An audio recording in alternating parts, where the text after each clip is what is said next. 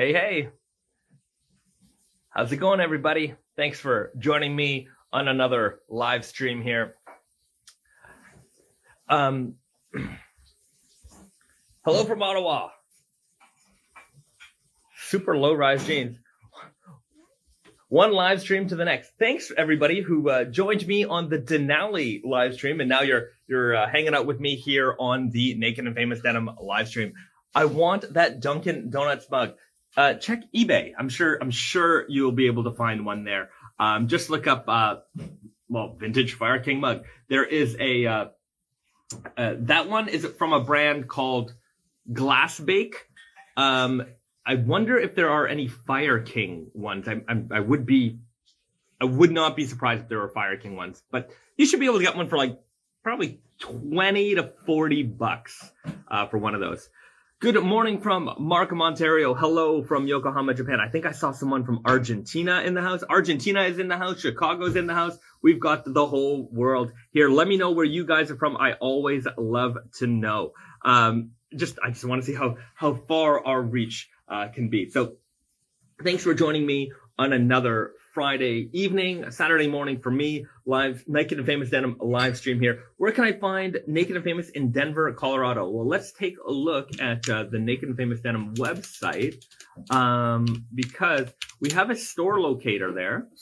So for those people who don't know, you can check out nakedfamousdenim.com and just go to store locator, and you will have a map of America and the world. So let's take a look at USA. Do we have anybody in Colorado right now?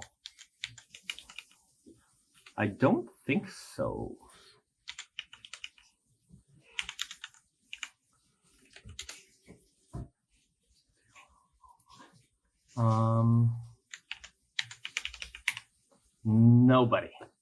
Nobody in the Colorado area.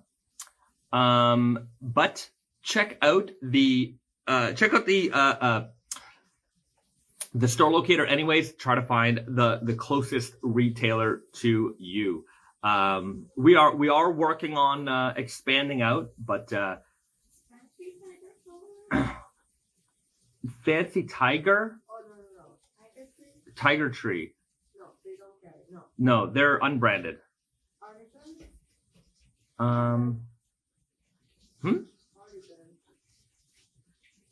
That's Columbus. Oh, Columbus. Yeah. Then,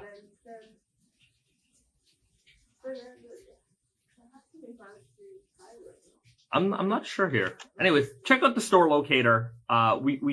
That's your best bet for finding the retailer near you. Get with Berkeley Supply in Denver. Sure.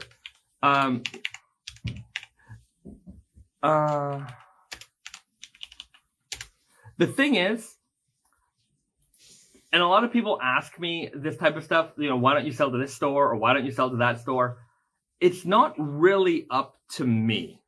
So that is where I would say, if you want to find our products sold somewhere, reach out to those retailers, let them know that you're interested in it. Because from their perspective, I'm just another sales guy. I'm just the guy who's approaching them. And these shops, they get approached all the time. So, they have a brand mix. They might be happy with that assortment. But if they're hearing from their customers that there's a brand that they want, then they're certainly more inclined to bring that brand on. So long as they feel that there's a demand for it, then it's an easier decision for them to make. So I want to sell to every store that you guys love, but it's not really up to me. Now, I do reach out to folks every now and then. Sometimes you hear back from them, they're good. Or sometimes you don't hear back from them. I know, shocking, somebody's not answering my email. But that's just the way this industry works. So if you do want to find our products somewhere that they are not currently sold, let your local retailers know. It probably also helps them. I'm sure there are places that don't even know we exist. So I would say that the majority of times that retailers approach us is because there are customers coming into the store asking for it, and they'll send us an email saying, hey, I want to know a little bit more about what you guys are about. Can I see some product information? And then we establish a relationship from there. So that's my call out to you guys for distribution. Of course, you can shop from our many retail partners, and especially the way things are now, practically everybody is selling online as well. So I know that the in-store experience is, it's the superior experience for sure. You want to be able to go in store, look at the fabrics, try that on. So when you can do that, do that. But when you can't, there's certainly still a way to find the product that you're looking for. And we're really trying to put out as much information as we can about each product. That's why we're doing a product video with every drop. You can see the fabrics up close. We tell a little bit about a little of the story behind the product. So we know that it's shopping now is a little bit more difficult in some ways, a lot more convenient in other ways, but there are certain gaps in between there that don't get covered. So with us putting out more photos, more videos, that type of stuff, we're really trying to make sure that you guys can learn everything you need to know about that product before making that buying decision. And of course, we're always available to answer your questions. And I'm sure the same thing goes for all of our retail partners. Everybody we work with is so devoted to selling denim, knowing about denim, and serving the denim customer that, it's no bother for us. I enjoy it. I'd say the only questions I don't enjoy are the really obscure questions like, it's not that I don't enjoy them. I do like educating people and trying to develop other ways of thinking about stuff. But there are odd questions every now and then that you'll get where there's not a lot of context given to the question. For example, it might be, hey, I wear this fit in this brand and this size. What do I wear in yours? And, that doesn't really help me because I don't know everybody's fit in the world, and I certainly don't know all their measurements. And then I just try to explain that, the measurement guide is really the best way for you to determine the right size for you, which I always recommend. Last night, actually, Brandon and I were just thinking about some little knick-knack type products to make. And, I always tell people to use the measurement guide. And so we're going to make some Naked and Famous Denim measuring tapes, and we're going to start to when they get made, we'll ship those out as like little giveaway freebie things in your orders at Tate and Yoko. So look forward to that.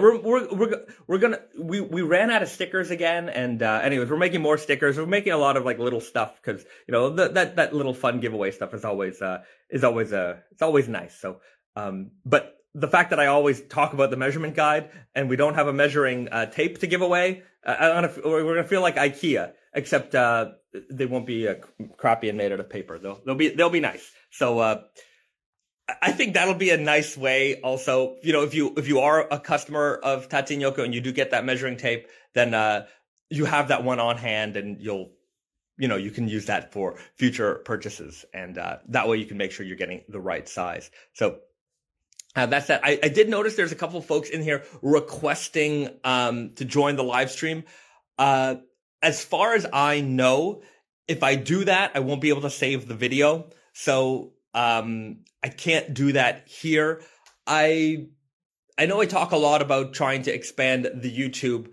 And I think at some point, once we have enough subscribers on YouTube, hopefully you guys are all subscribed. I will transition over to doing these live streams on YouTube, and I'll be able to get I'll be able to do like cross live streams with other folks. It won't be as simple as like Instagram where like anybody can just kind of join in, but there are ways to have. Anyway, it's I'm figuring out all that live streaming stuff, not just basic streaming like this, but using streaming software and anyways, all technical stuff that's not very exciting for me, but important so that we can get the right information out to you guys. So thanks everybody for joining me. Lots of people joining here.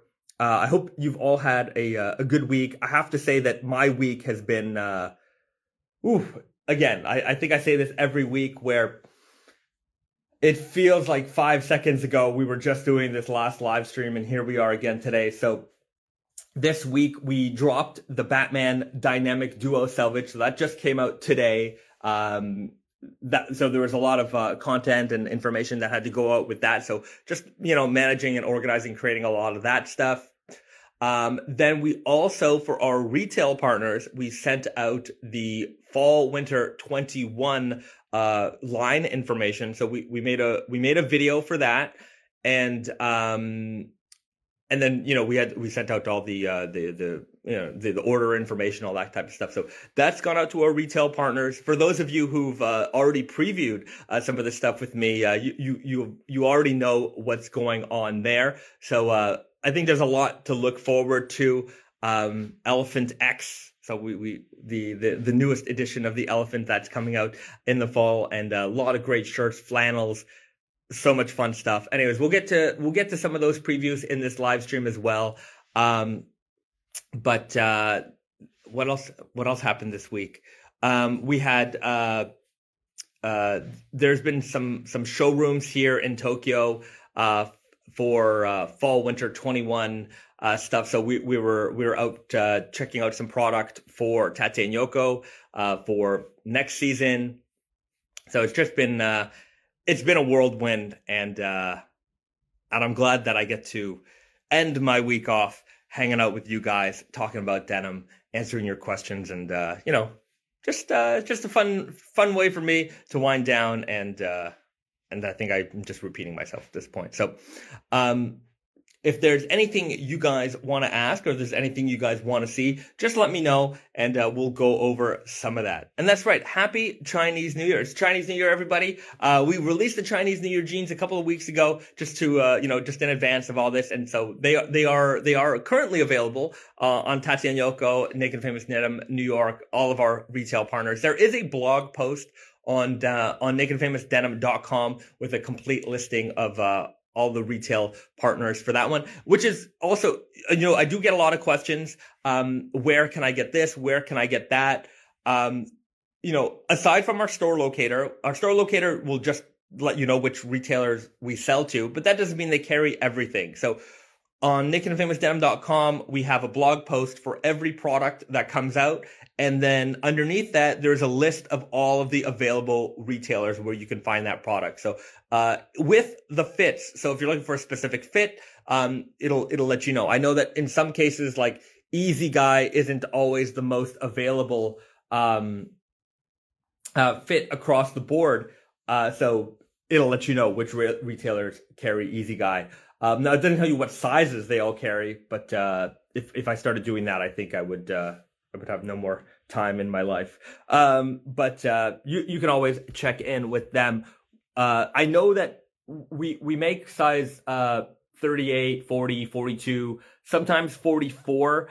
Those sizes tend to go pretty fast. We don't make a lot of those, but if you are in that camp, then try to be quick on those ones, because I know those ones tend to go right away. When do you sleep?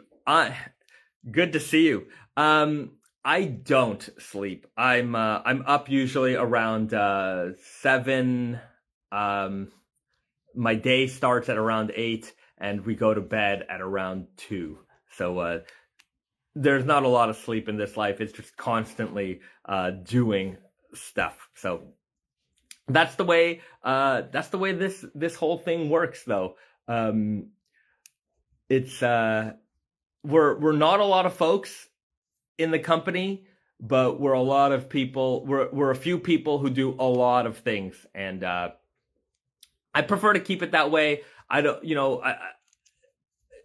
just in terms of operations, it just makes sure that things are running smoother that way. I find that if there's too many cooks in the kitchen, then things start to get disorganized. So doing it this way, even though it's a lot of work and not a lot of sleep on my end, it makes sure that it ensures that things are running smoothly.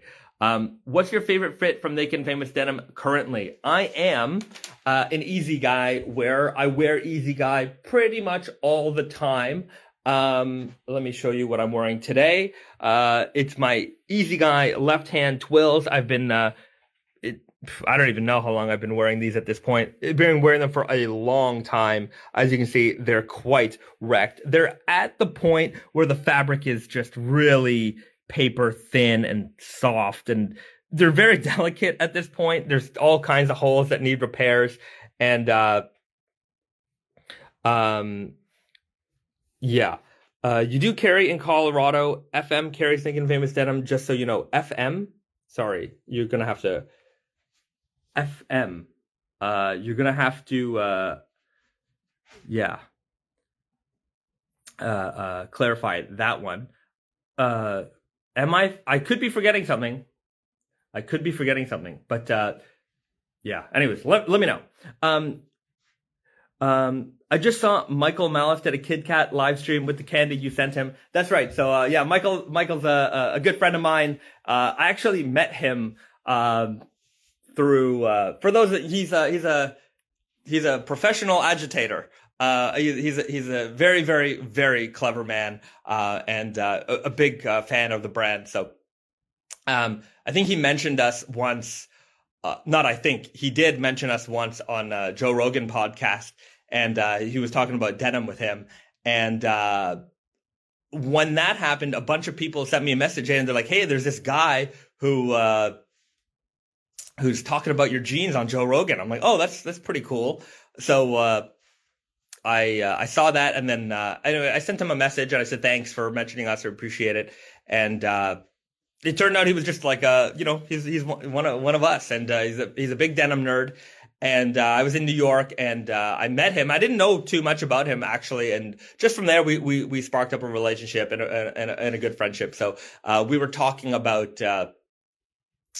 Japanese Kit Kats, and I was just talking about the abundance of them here. And anyways, I sent him a bunch, and he just did a video where he eats like 20 different packs of Kit Kats that I sent him. So all the different flavors.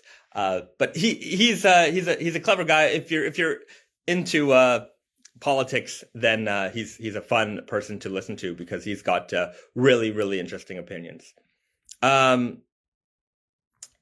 Will there be a batch of new face masks with new spring summer fabrics? I don't know. I would say that the face mask, when we were making them, they were kind of filling a demand that wasn't being filled, in the sense that when we were making them, face masks weren't readily available. And as face masks have finally, and for a while, have been readily available, the demand for them has really dropped off. So I feel like we have some basic inventory there, but I think adding more and more, I don't know if there's enough demand to fuel that production. So I'm gonna say no, but you never know. Right now, our factories are pretty busy, so there's not a lot of production space for that. I'm sure we could fit it in, but at the same time, when we were making those, that was a way for us to also keep our factory employees working, because our factories were all shut down. And so we were sending, for our sewers who could sew from home, we were bringing fabric to them, and they were doing that from home. And then when the factories opened up, between production, we were making some fabrics. So Tatsuya Yoka says some face mask styles were just restocked today. That's right, but that's those are some of the styles that we already had. But new ones, I'm not sure if we're gonna do those. We'll see. I'm not sure. I don't know. I think there's other products. I mean, there's other stuff that needs to go into production before that. And like I was saying, I think the need for them has diminished so that we don't have to do it. I think a lot of people have the masks that they have, and yeah. Honestly, is buy even more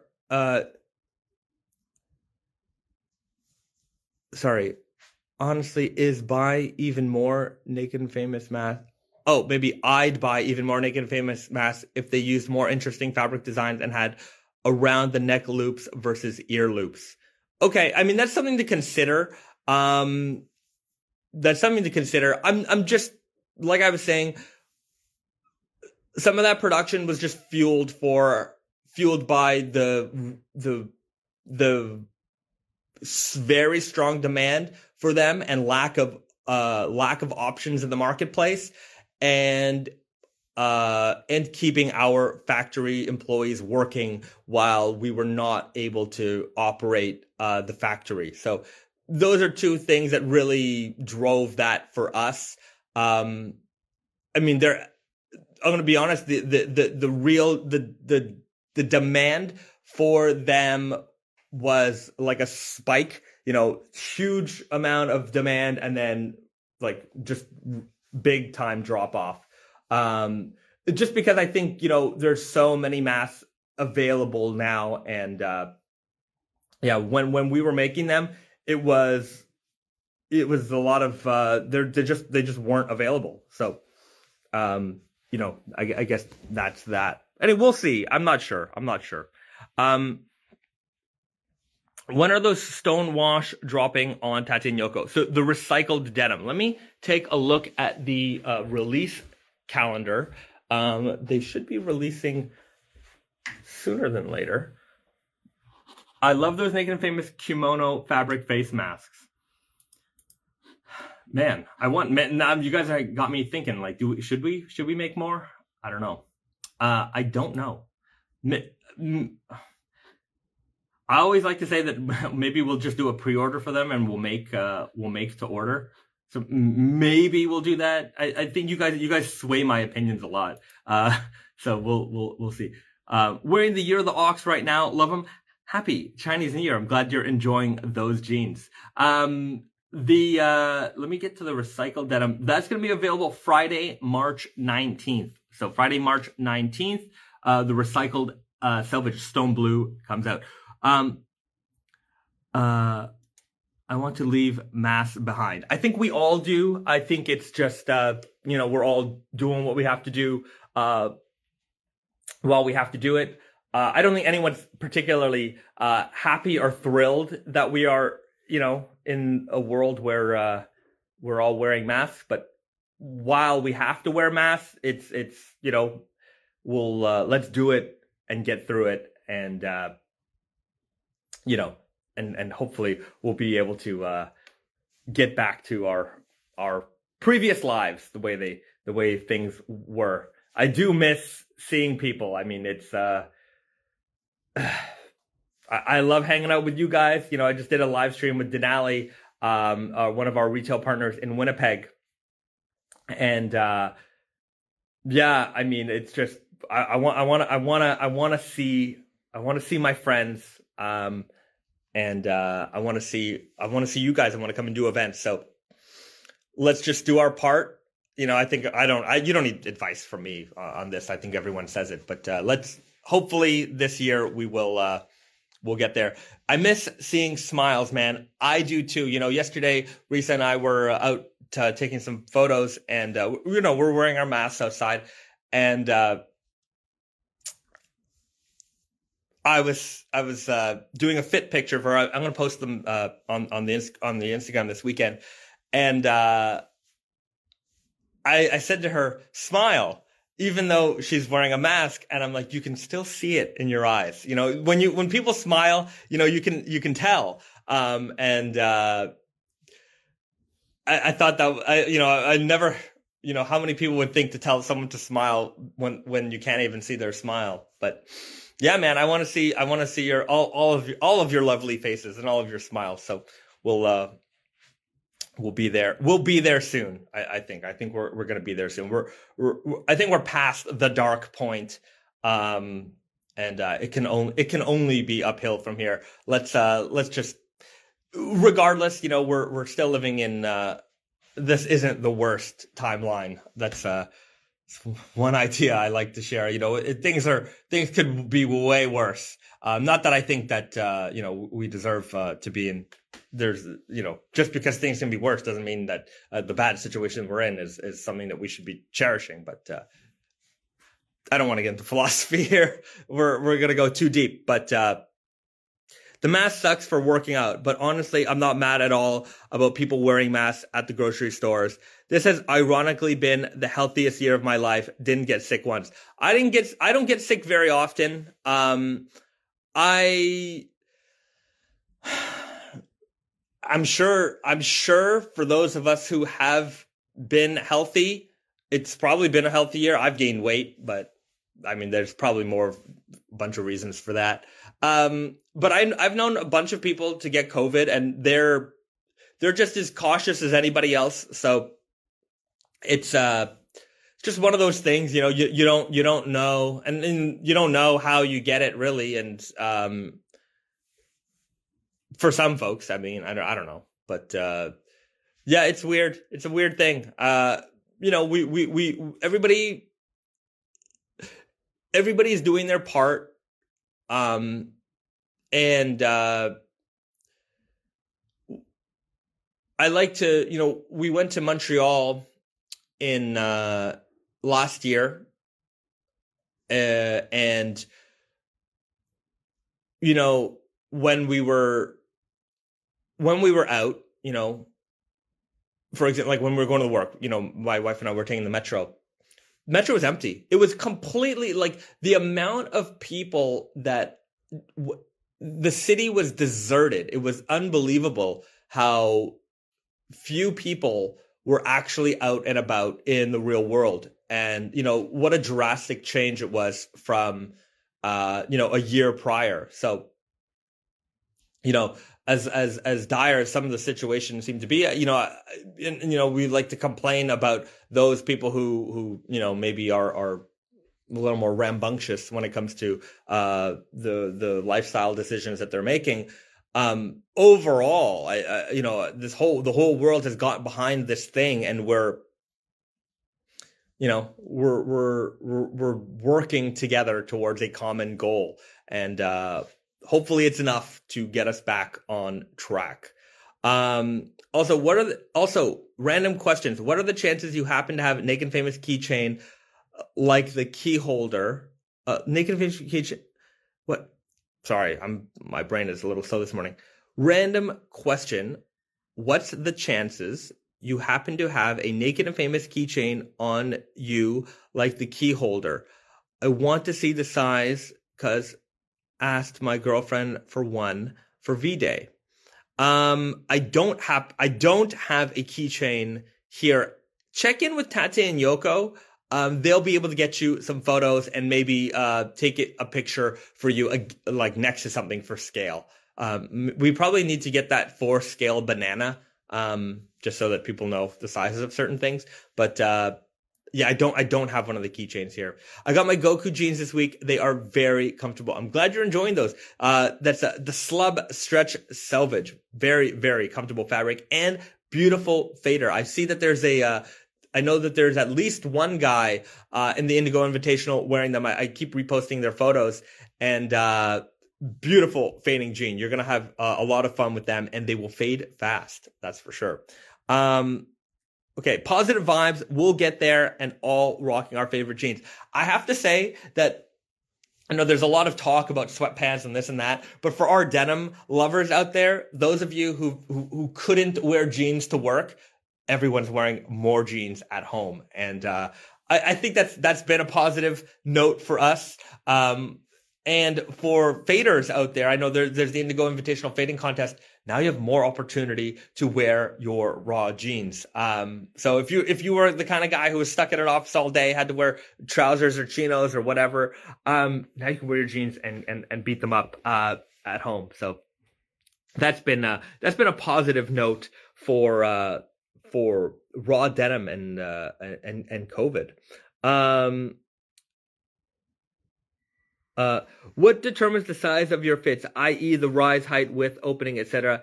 Is it driven by the fabric or just the fashion aesthetics? That's more of an aesthetic thing. There are certain, adjustments that we need to make on the pattern depending on the fabric, but yeah, leg openings, rises, all that type of stuff. That's practically all driven by aesthetics. Over time, I've mentioned this, but I don't think I'm very vocal about this. The Weird Guy has gone through a few iterations over time.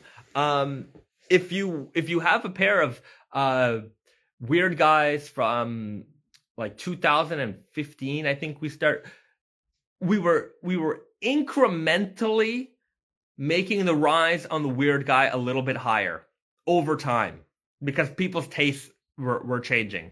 In the late 2000s, early 2010s, like I wouldn't categorize the Weird Guy as a low rise, but it was a common rise for what was kind of in the market. There were a lot of jeans for men that were a little bit lower than what they are now. So as tastes sort of evolved, we added half an inch to the rise of the Weird Guy over time. And I think around 2016 is when that incremental change like solidified. So it was like a quarter inch and then, another quarter inch. So enough that you wouldn't notice it.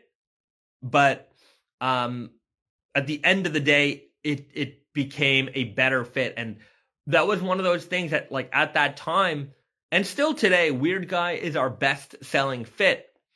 And you kind of don't want to mess with success. But the common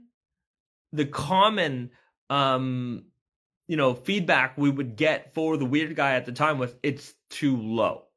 And even though it was our best selling jean, how do you deal with that? So we figured if we just increase it enough that the people who enjoy the fit won't really notice the change, but the people who don't enjoy the fit will be more comfortable in it. So I think we found a nice balance there by just doing a gradual change. I remember back in my Diesel days, when I worked at Diesel, we had a fit of jeans called the Zathan, which I don't know if they still make anymore. I wouldn't be surprised if they did. But that was our number one selling fit. We sold the crap out of that jean. And that was a boot cut jean. It was very boot cut, very flared. Low rise, fit, slim through the thigh. And that was around the time when skinny fits were becoming really, really popular for the guys. And so I guess somebody decided that maybe the Zathan isn't the jean of the time anymore, despite it being the best seller. So we got word that Zathan was being discontinued for a new fit called Zatini. And it was the exact same fit, literally the exact same fit, but the leg opening was like an inch smaller.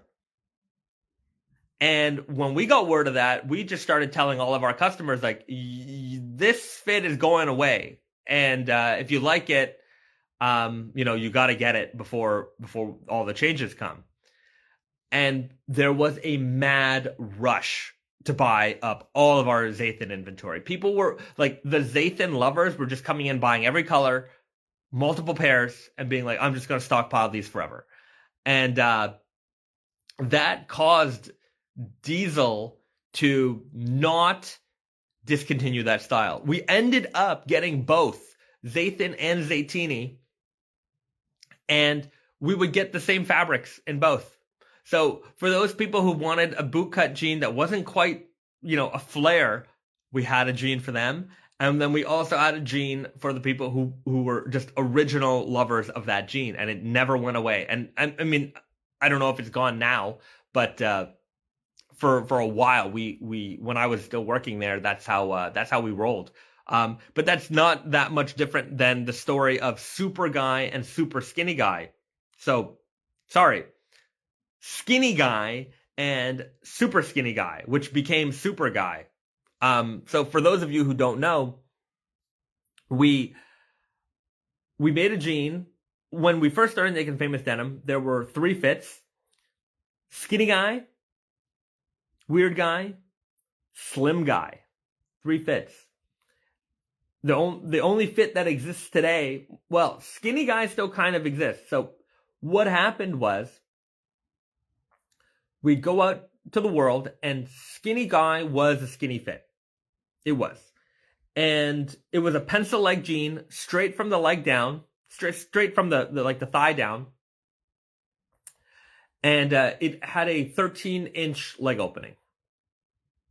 And for a lot of people at that time, that was a skinny jean. But the skinny jeans for men got skinnier and skinnier and skinnier. And so we decided, okay, no, sorry, skinny guy had a 14-inch leg opening, if I'm not mistaken. So what happened was, the slimmer jeans got slimmer, and skinny guy all of a sudden wasn't a skinny jean anymore. It didn't have that tight ankle opening. This was kind of around the time when elastic bottom pants were very popular. So guys really wanted that really tight to the ankle leg opening. And so a lot of our retailers were telling us, we've got this jean, it's called skinny guy. People put it on and they're like, oh, it's not skinny. I'm like, but it is, but I know what you're saying. So we made a fit called super skinny guy, where we tapered the skinny guy from the knee down to a 13-inch leg opening. So a little bit smaller than the skinny guy. And then that was fine for a while. But the skinny jeans for guys got smaller and smaller, and super skinny guy had this weird insinuation that this was going to be a legging. Like, it was going to be a tight fit. So people would come into the store and see that name and say, hey, I'm not wearing a super skinny jean. I don't want a super skinny jean. And they wouldn't even try the jean on. And then the people who would try the jean on would turn around and say, hey, these aren't super skinny at all. My name is Bezad. Somebody's asking who this guy is. I'm from Naked and Famous Denim. I'm the first employee, so I do all the social media stuff here. So I do practically everything. So anyways, when super skinny guy came out, that was the problem.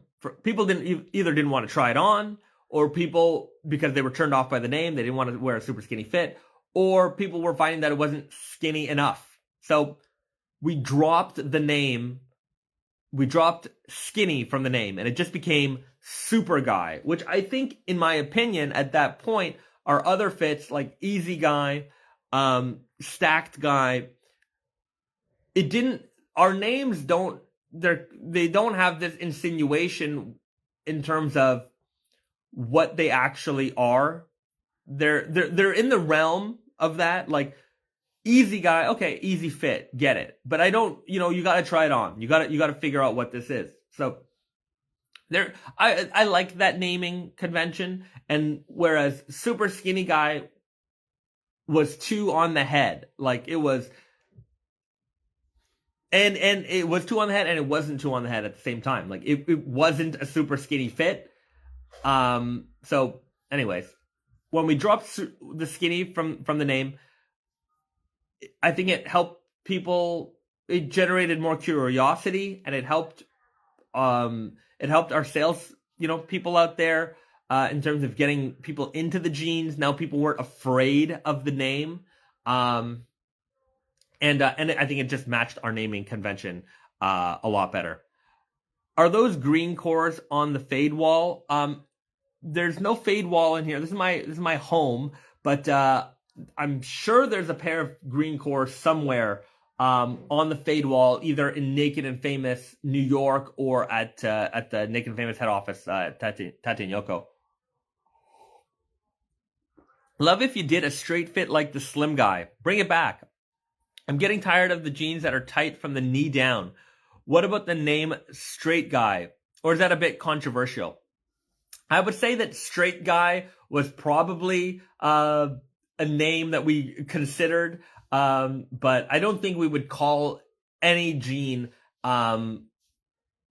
with an on the head name like that. You know, I think our name, people kind of are used to our names being a little bit quirky, so we would come out with an interesting name if we were to do another straight leg jean, which I would want to do. I think Slim Guy had its time when it came out, and then when we discontinued Slim Guy, there wasn't much demand for a fit like that anymore. But I certainly see more of that aesthetic coming back. I have to say, you know I've talked about doing a slimmer boot cut for a while, and I think that would be the realm of where we would go with that. Where a very slim normal guy. I don't think normal guy would be it, because that would be the opposite of weird guy, right? And what would a jean that is the opposite of weird guy look like? Slim through the thigh with a wide leg opening at the bottom. We're not going to do that one. Okay, let me, I think I missed a bunch of questions. The cool thing about Easy Guy is if you size down, it can be a super guy with a higher rise. This is true. If you wear Easy Guy the way we designed it, it's a slimmer fitting jean for a more built body. So if you've got more room, if you've got a bigger thigh, bigger butt, the Easy Guy will fit you slim without being too tight, and then you get that small leg opening. You know, one complaint, I mean, the Easy Guy was built out of that demand. So, you know, we had customers who were they wanted a slim fit, but their thighs were just too big. And, you know, when I worked at Holt Renfrew, the number of like hockey players, I mean, we're in Canada. I mean, it wasn't just professional hockey players, but just people who played hockey or very involved in sport. Their legs are big. They got big legs, and they want to be fashionable. So they want to get into slim fitting jeans, but there wasn't a lot of options for them. And I still think that there's not a lot of options for them. Usually it's, wide up top, wide at the bottom. So we made a jean that was wide up top and had a small leg opening at the bottom. At the time, we had an intern working for us, and he was a power lifter, and his legs were like tree trunks. Huge, huge legs. And we basically made the Easy Guy based off of what his needs would be. And worked out super well. It's one of our, it's not our most popular fit. You know, I still, that crown still goes to the weird guy, but you know, there's certainly a lot more people that we've been able to bring in thanks to a fit like the Easy Guy. And for those people like me who don't have developed legs, because I'm a weakling, the Easy Guy is just a comfort jean for me. I can wear this in my normal size, and I've got lots of room. But I do see a lot of people sizing down in the Easy Guy, and you're able to do that because the waist size tag size ratio is quite big, so people can size down in them and still, and they'll still be able to wear them, and there'll be a slim leg jean for them with a higher rise. So it works a lot of different customer bases. I have a watch from Diesel that I really like. Has Naked Famous ever considered making watches? I have to say, I had a great time working for Diesel, and there were a lot of, some of the watches were like big, chunky monster. I mean, I have, tiny wrists, and I don't really wear jewelry anyways. So they weren't so much for me, but I always appreciated that there was a high level of quality with them, and there was a lot of automatic watches that they made. Nevertheless, has Naked Famous ever considered making watches? Well, I don't know if I've ever told this story before, but before Naked Famous started, Brandon was involved in marketing. So he had a PR company, but he was also involved somewhat in the luxury watch industry. So he had a friend who was a distributor for watch winders, and he would help him out. And a watch winder, for those who don't know, or if you have an automatic watch, they keep their time by movement. And if you don't wear that watch every day, or if you have many automatic watches, you want to make sure that movement is still being charged. So they have these devices that will just kind of shake the watches up. So, for those people who have one or two watches, you buy two or three, watch winders. But Brandon was selling like refrigerator size watch winders for people who had like massive collections of luxury watches. So Brandon was involved in that, and one of his early ideas for Naked and Famous Denim, and it's a silly idea, but he wanted to somehow incorporate a automatic movement in a leather patch, or like have a clock built in somewhere. Silly idea, but Brandon had, did he want to start a watch brand? The thing is like, when you do anything, you kind of want to incorporate the things that into the thing that maybe, if you're going into a different direction. Not that I think Brandon really went into that much of a different direction. I mean, his family business was workwear jeans production, so that was something he knew about, from birth. In fact, when Brandon was born, his father started a brand of jeans named after him. So you'd be surprised. There's a brand called David Brandon jeans, and it's they're sold throughout Canada here and there. But you'd be like, if you go into a thrift store in Montreal, you will find David Brandon jeans. And that is a brand it still exists today.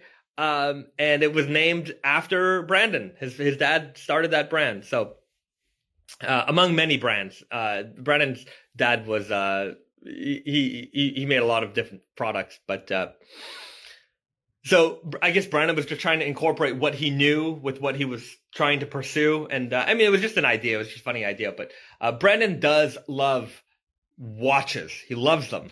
Doesn't own any like super fancy or exotic ones. I think at some point, I think he kind of just refuses to spend that much money on anything, but he's a big fan of that. But would we ever make a Naked and Famous watch? I don't think so. I just don't think that that's our, although I do think that if Brandon got involved and made something, it would be pretty cool. I just don't think that that's our lane, really. And I would rather just stick to apparel. Yeah, I mean, apparel, a lot of brands get from apparel to accessories and things like that, but there's just so, I don't know if we could get into that and also devote the amount of love and attention that it would need to really develop that into a thing. So I think we'll just admire it from afar and not get into that. But never say never.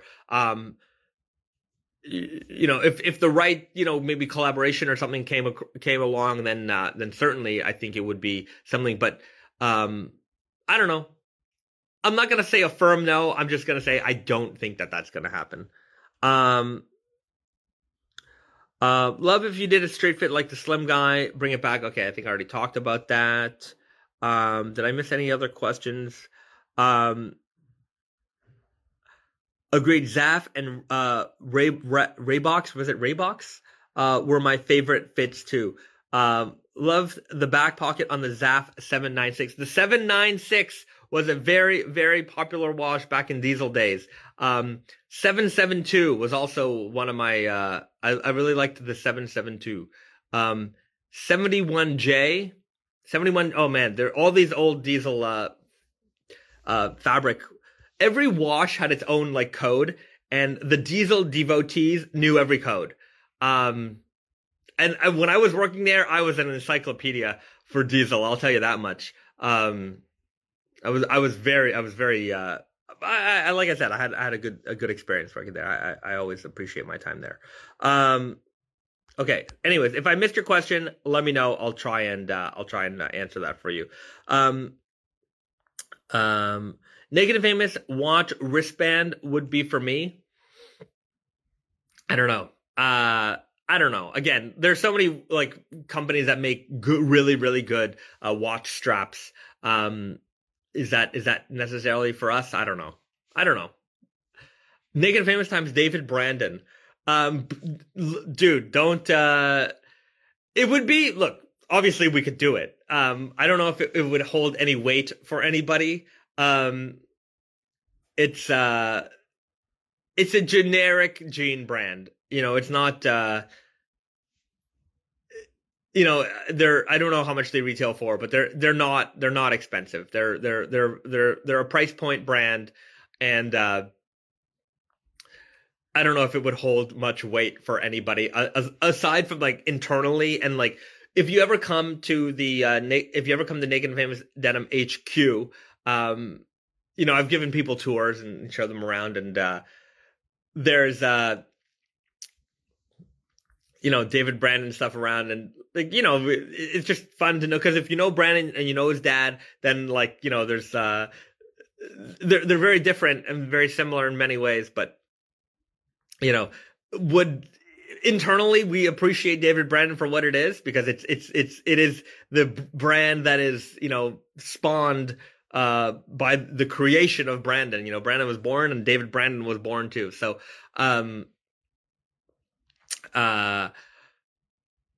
yeah, would it generate interest? I don't know. I just don't know. It would be funny, and I think Brandon would enjoy it. So who knows? I'm not gonna say no on that. I'm gonna say never on that. It would be funny. Would it be interesting for you guys? I don't know. It's just that it'll be like an internal, if you know, kind of thing. Okay. You should put the blue tag from the MIJ8 into the future MIJs. Would make them stand out even more than the rest. The blue tag? Which blue tag? Trying to think what you're talking about. I'm not sure what you're talking about. Blue tag with the MIJ8. Are you gonna make another pair like the Hanami Salvage? I missed out on the pink interior. So I've talked about this, and I want to do another version of the Hanami, and I think I want to do that not with cherry blossoms, but with a strawberry dye. So Japanese strawberries especially they're a thing here. I mean, if you don't know, like, you wouldn't know if you didn't know. And I'll tell you, like, strawberry, there's so many varieties and there's so much strawberry product here in Japan, that I think doing a Japanese strawberry dye would be really interesting. So I think that's the way we will attempt like a pink weft for the future. That's my thoughts on that. Maybe it'll be, cherry blossom just straight up again. But I think maybe doing a natural strawberry dye would be a fun way to tackle a pink weft.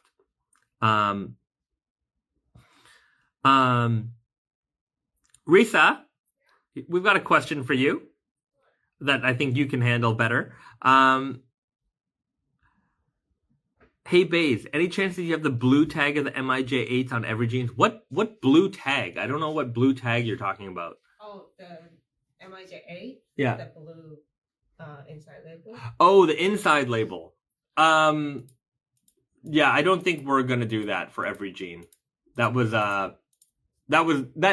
label was made by the Japanese factory and not by us. So yeah, I don't think that'll be on every jean.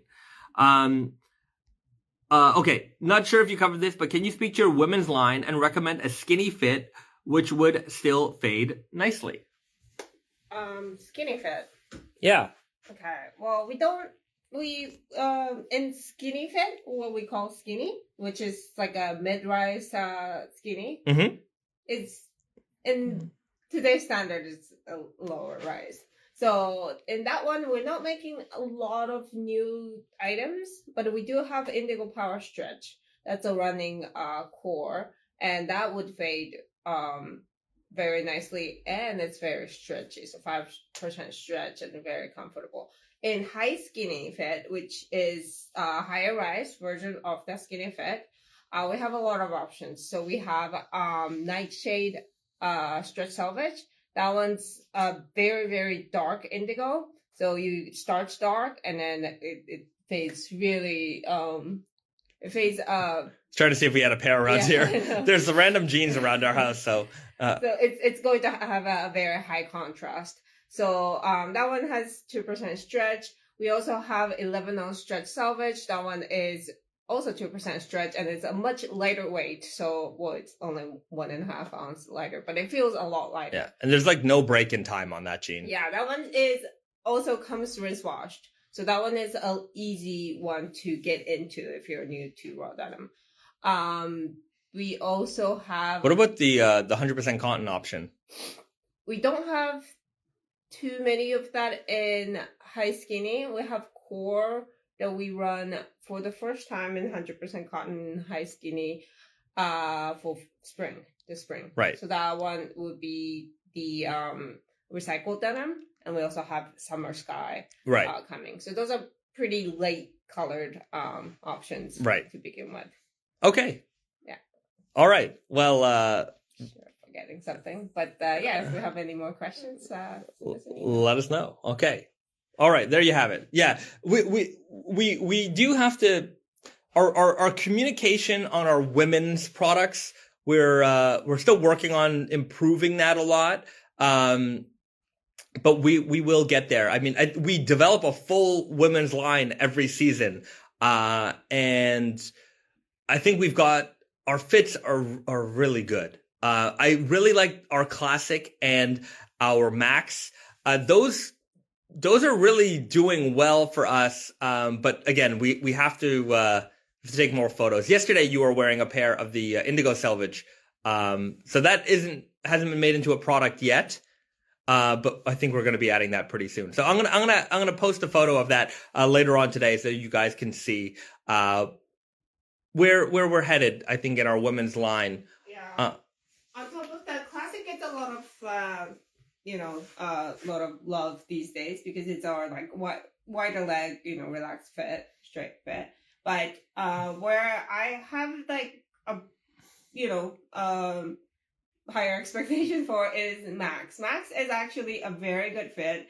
It could be like, it's kind of like easy guy fit for men's. It could be, like if you're curvy, it could be a pretty, slim fit because the leg opening is very small. But if you want just like a little bit more room in the hip and the thigh area, but you like a very small leg opening, that's a good option. Compared to skinny, it is a little bit more relaxing in the top block. Right. And it's a very good fit. All right. Yeah. Anyways, let us know what you guys think, and we will put out more women's content. Certainly, with everything that we do, we are trying to improve our the level of information that we put out there. But as you guys know, we make a lot of stuff, and we're not a very big team, and we already don't sleep very much. So we're trying to optimize the amount of information we can put out there, and of course, we'll keep you posted. But I think our women's line is totally underrated, and and I think it's mostly our fault because we just don't put out all the information that we can. So shame on us, but we will. For those ladies out there, or the guys trying to get their girlfriends or wives or their partners, whoever, into our women's fits. We have started, in fact, even with our men's stuff, on Tate and Yoko and on Naked and Famous Denim NYC, there are on-model shots of everything now. So you can see how it looks on the body.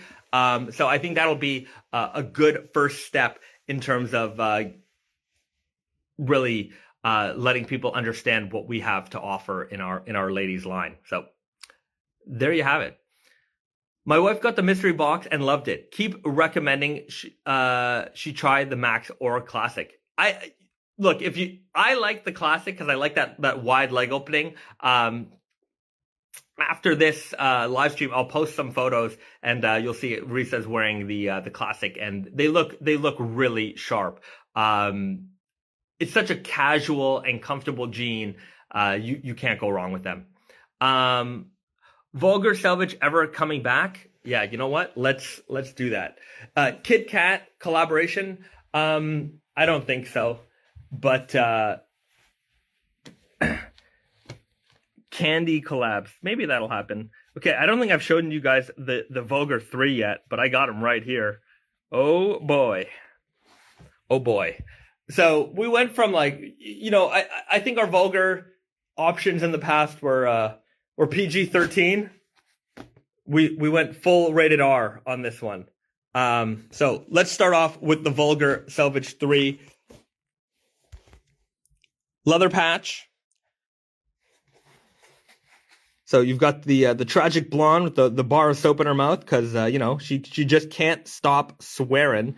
The fabric is the same. So 12.5 ounce, short slub denim. You can see that it's, it's got a nice grain to it. You can see there's nice high and low points to this fabric as well. So the fabric base stays the same. But what we did is that we changed up the naughty words. So you guys ready for this? Bam. It says, fuck you, you fucking fuck.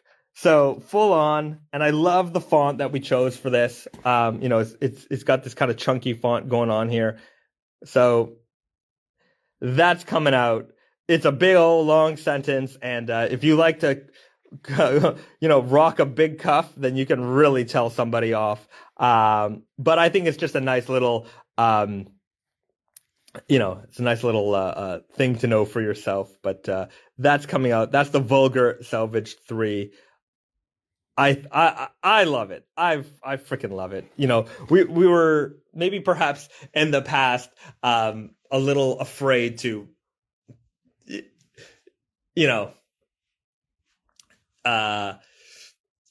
be aggressive, in our tone with the jeans, but these ones are quite aggressive, and I enjoy it. So that's the Vulgar Selvage 3 coming out in the fall. Not very Canadian of me. I think that's good that we're going to break through on our break free from our polite Canadian stereotype. We're a bunch of jerks. We're a bunch of jerks. What can I say? Duck you ducking duck. That what the idea? Where the idea for this round of Vulgar came from? So I thought, we've been vulgar. Maybe we should be happy and peaceful. And so the idea first was like love and peace. So it would be like peace signs and smiley faces and, and I'm like, people don't want that. People want the F word. So it went from full on like, let's be loving and peaceful and love and peace and happiness and all that stuff. And then it went to, let's just go the complete opposite and just, forget it, because before, when we made the first Vulgar, it was shit, bitch, ass, and fuck. And we never said like, fuck you or asshole. Like we never really wanted to call anyone anything. Then we did the Raised by Wolves collab, and the Raised by Wolves, their motto is F off. So just like my doormat over here, I've got one of the Raised by Wolves doormat. That's their they put that on a lot of their products. So whatever. Like I guess we were pointing a finger in a way, but that was the collab piece, and that was their item. So whatever. And then fuck yeah and hell no. That was just kind of being what's the word I'm thinking of? Enthusiastic about something. But this one, we're really pointing the finger at you. And I know that I've seen like, I'm not sure where the history of that line comes from. I've tried to look it up. I can't seem to, maybe it was from a movie or so. I don't know where it's from. I know that when I'm in New York, I've seen it on like, you go by the souvenir stands and I've seen it on a t-shirt, and I'm sure I've seen it worn by somebody before, but like, where did that phrase come from? I'm not sure, but it's always stuck around with me, and I love as a sentence. I think it's just a beautifully well written sentence.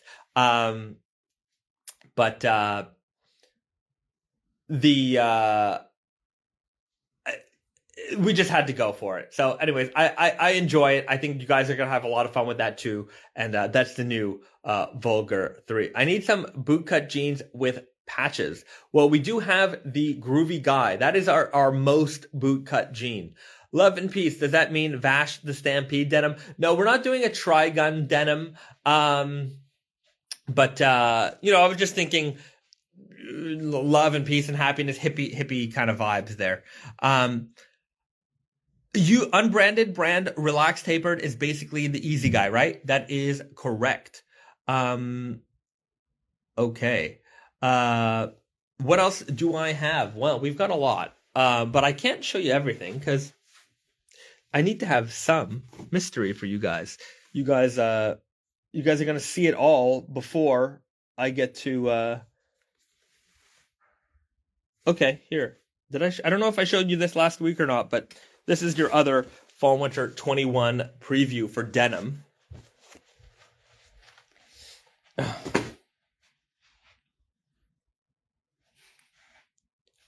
Okayama Spirit 5. So this is 16 ounce, big slub, dark indigo warp, black leather patch, black interior. So indigo by black, Okayama Spirit. Heavyweight, very slubby as you can see, very textured.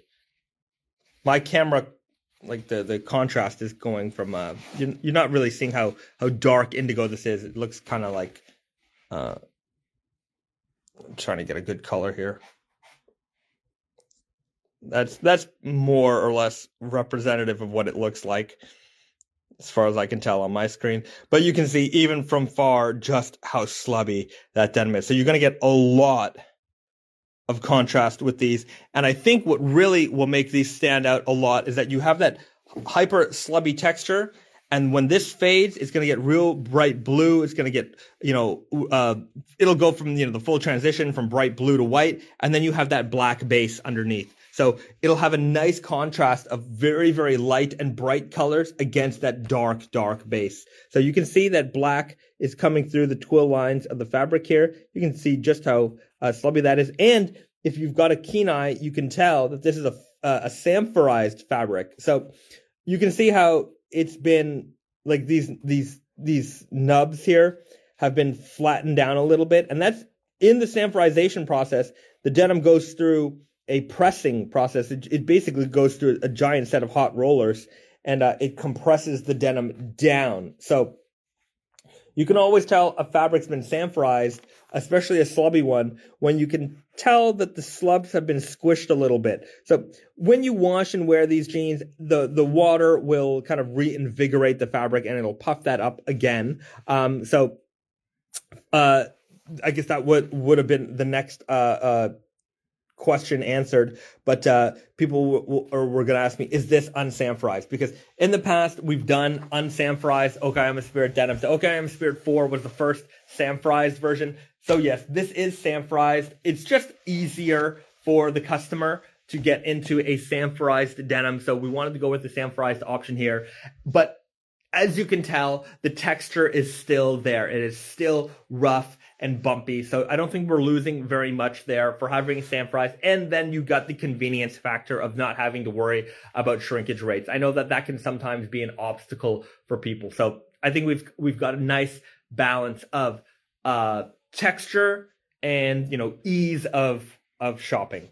So just take a look at the leather patch there. You got that thick buffalo skin leather patch, very, very nice here. And the hardware is all this blacked out mil-spec non-reflective type button. So these are all YKK, and all custom as well. So j'adore tout nu. I don't know if you guys have ever noticed that about our rivets, but they do have writing on them, and it means I prefer you naked. So Naked and Famous Denim, j'adore tout nu.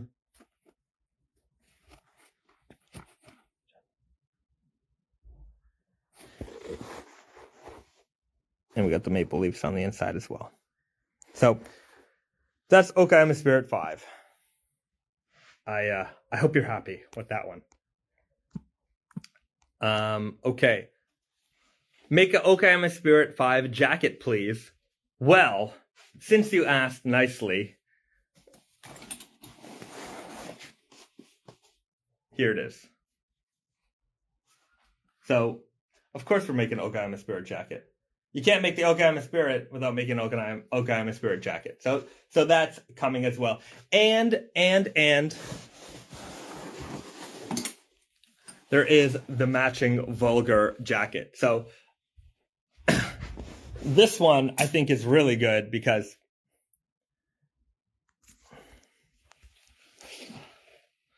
you've got that fuck you, you fucking fuck all the way running all along the interior here. And if you open your jacket, it's a little bit easier to show that off than, rocking a giant cuff. But I think the jacket will be a very nice option for a lot of folks here. Classic look on the outside, and then you've got that fun vulgarness on the inside. So this is coming out in the fall. Question, do you make the samples in Japan, or do they go from Japan to Canada to Japan? So fabric all comes from Japan, and then that goes to our factory in Canada, and then we ship the samples to us here in Japan. Either we bring them over when we travel, or they will get shipped over. So it's one or the other. So we don't make our samples anywhere other than our own factory. Otherwise, we're not really showing you what you're getting. So and why would we make, if we have the capacity to make samples, and it's better for us to make them ourselves. Is Okay, I'm a Spirit 5 going to be early fall or late fall? I don't know yet. It's too early to know the release date of this jean. Most of the fall collection will be available, just like this season, between August and October. So right in the time zone of when you're going to want to enjoy a heavier weight denim. Will you do a French Vulgar Montreal style? That would be funny. Again, it will appeal to, I wonder who that, I wonder, for Anglophones out there, do you want a French swear word? Would you would it have as much impact? I don't know. I think because Montreal, French Canadian swear words are different than French swear words. In France, they laugh at the swear words that Quebecers use. I like them. I like a good, I'm not going to say them, but there are unique swear words to Quebec, and that would kind of make a fun. Jeez. Oh man, I don't know. Would people get upset if that was, because if we made a Montreal jean for Tate and Yoko and we used French Canadian swear words on them, that would be kind of funny, right? Would anyone be offended by that? I don't know. Am I worried about that either? I don't think so. That's why I like hanging out with you guys. We come up with some good ideas together. That would be a funny jean. The tabernacle selvage. A lot of French, I said I wasn't going to say them anyway. Tabernacle is it's kind of like the F word in French Canadian French. But a lot of French Canadian swear words are derived from Catholic Church symbolism. There's a long history of the Catholic Church and French Canada kind of being at odds with one another. So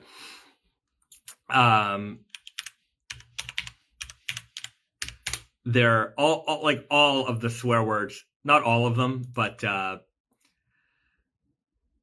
a lot of them are derived from like I say, Catholic symbolisms and words and things like that. So look it up.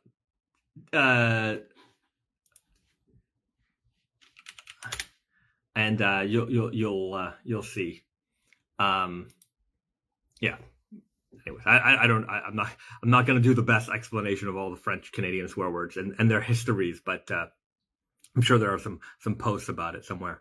Do you know the Father Ted? Do you know the Father Ted TV comedy from the UK, Ireland? Would be great for the vulgar salvage. Father Jack's favorite saying, a few rude words in there. I don't know the show Father Ted. I can certainly look it up. You know, unrelated. You know what I discovered the other day? That there was a UK version of that 70s show called Days Like These. And it was basically a scene for scene, line for line copy of that 70s show. But, you know, the certain things they changed to appeal to a British UK audience. But it's really weird watching that show. It's like watching Bizarro Land. It's certainly not as well produced, but it's a fascinating watch, and I've been watching a couple of episodes of that this week. I was I didn't even know it existed. Anyways, there's some TV trivia for you. Tate and Yoko exclusive. Vulgar 5 fuck in every language. That would be a real we're bringing the world together through cuss words. That's a real unity moment there. I have to retire my Elephant 4, but I'm excited for the Elephant X, unless Elephant 4 Remastered is possible. Hey man, everything's possible. It's not in the cards yet. I'm not going to say that is never going to happen. So I think a lot of people are going to be happy with the Elephant X, 19-ounce dark indigo. I'm showing you everything, but I'll show it to you again. What do we got here? Where's Elephant X? Oh, why can't I find it? I got a lot of jeans. Okay, one more preview today, and that is the Elephant X. So I was mulling around with the name, and we landed on Elephant X. I think it's the better name here. So instead of Elephant 1 Remastered, Elephant X, it is the Elephant 1 base, dark indigo, 19-ounce, and this time we've got it paired up with I call it a space gray weft. You know, Elephant X, I think you might understand where the reference is coming from there. Space gray weft and this metallic Selvage ID. So there was a lot of thought that went into this jean in terms of it being the 10th release. You know, the 10th anniversary is like the diamond anniversary. So we wanted to have kind of a sparkliness to it. So that's why we have this metallic Selvage ID here. You can see it's not like gold sparkly, but it has that metallicness to it. And then we have like these, I called it a burnished silver hardware. So this is new hardware for us. It was made for this jean. We'll probably use it on some other jeans down the line, but it has this like kind of like, you know, nice metal finish to it as well. So a lot of like, you know, diamond and kind of shine components here, but not particularly sparkly. So that is the Elephant X, part of the fall winter 2021 collection. Natural veg tan leather patch, super thick here as well. And so that's coming this fall to a Naked and Famous Denim retailer near you. I go to Montreal for that. Okay, guys, let's must include poutine. The poutine denim. All right, so we're getting a lot of French swear words in here. I think it's a good idea. It sounds like it's a good idea. So, yeah. Will there ever be a big slub stretch ever again? Yeah, I think right now we're in the starting processes of developing spring 22. I think a slub stretch is inevitable for us to bring back. Will the Batman logo be in the teardrop in the chenille patch on the jacket? Yes. I don't have the jacket here to show you, but yeah, it will be there. One of the new Nice Guy jeans dropping for spring summer 21. That's a good question, Dan. I have to check the production schedule, but as far as I know, they haven't arrived in the warehouse yet, but I will get back to you. So there is a modified version of the Super Guy available exclusively at Over the Rainbow called The Nice Guy. And it's called The Nice Guy because the people at Over the Rainbow are the nicest people in the world. And, I was just chatting earlier with the guys over at Denali Clothing in Winnipeg. And, there are, interestingly enough, Canada, we've got a lot of great denim retailers and denim retailers that have like long established histories. And there's no other retailer in Canada like Over the Rainbow. Rainbow has been around forever. And it's the kind of place where, your grandparents bought their jeans, your parents bought their jeans, and now you're buying your jeans. And they've served all three generations of your family. They've been on the forefront of every denim thing in the country. Any new trend, any hot brand, anything that is involved with denim, they've got it. They get it. They're and they just opened a brand new, beautiful store on Bloor Street there in Toronto, just across from the Holt Renfrew where I used to work. But they used to be over in Yorkville, and they were there for very many years. So they just opened up in the Manulife Center. Is it the Manulife Center? I think it's the Manulife Center, across the street from Holt Renfrew. And it's I mean, if you're gonna find a pair of jeans, sorry, I'm gonna throw my old workplace under the bus. Go over the Rainbow because they've got way better and more jeans for you with a staff that knows what they're talking about in terms of selling jeans. And I only say that because I don't work at Holt Renfrew anymore. Otherwise, come and see me there. Because, anyways, just giving you a hard time, Dan, if you're still watching. But no, seriously, Rainbow, you go in there, you get fitted, they do the alterations, they do everything top to bottom service. This is a little bit of I love these guys. They've been a supporter for us for so long. Even before I worked there, when I couldn't get the jeans I wanted at Holt Renfrew, even though I worked at Holt Renfrew, I would go to Over the Rainbow to buy them. That's how good they are. So, even when I could get a discount on the stuff that we carried, it didn't matter. If they didn't have the right stuff, I wasn't going to buy that. So I went over across the street. I went over to their Yorkville location. I was shopping there. I was bringing people there. So, yeah, that's the kind of shop that they are. They're so far ahead of like the chain stores in terms of purchasing and being in tune with what the customers want. And that's because, they're on the floor. Dan, Joel, like it's a family business. They're in it. They're in the business. So they're interacting with people every day, and they know what the customers want. They know what the customers want to see. Whereas when you go to a chain store, the buyers are so far removed from the sales floor. And, I'm not going to speak for every buyer here, but sometimes buyers, they're not in touch with the staff, or maybe they don't care. I mean, I'm only going to speak from my experience. But sometimes you got the sense that some buyers just did not care what the staff had to say. And, the staff is on the floor trying to express what we need.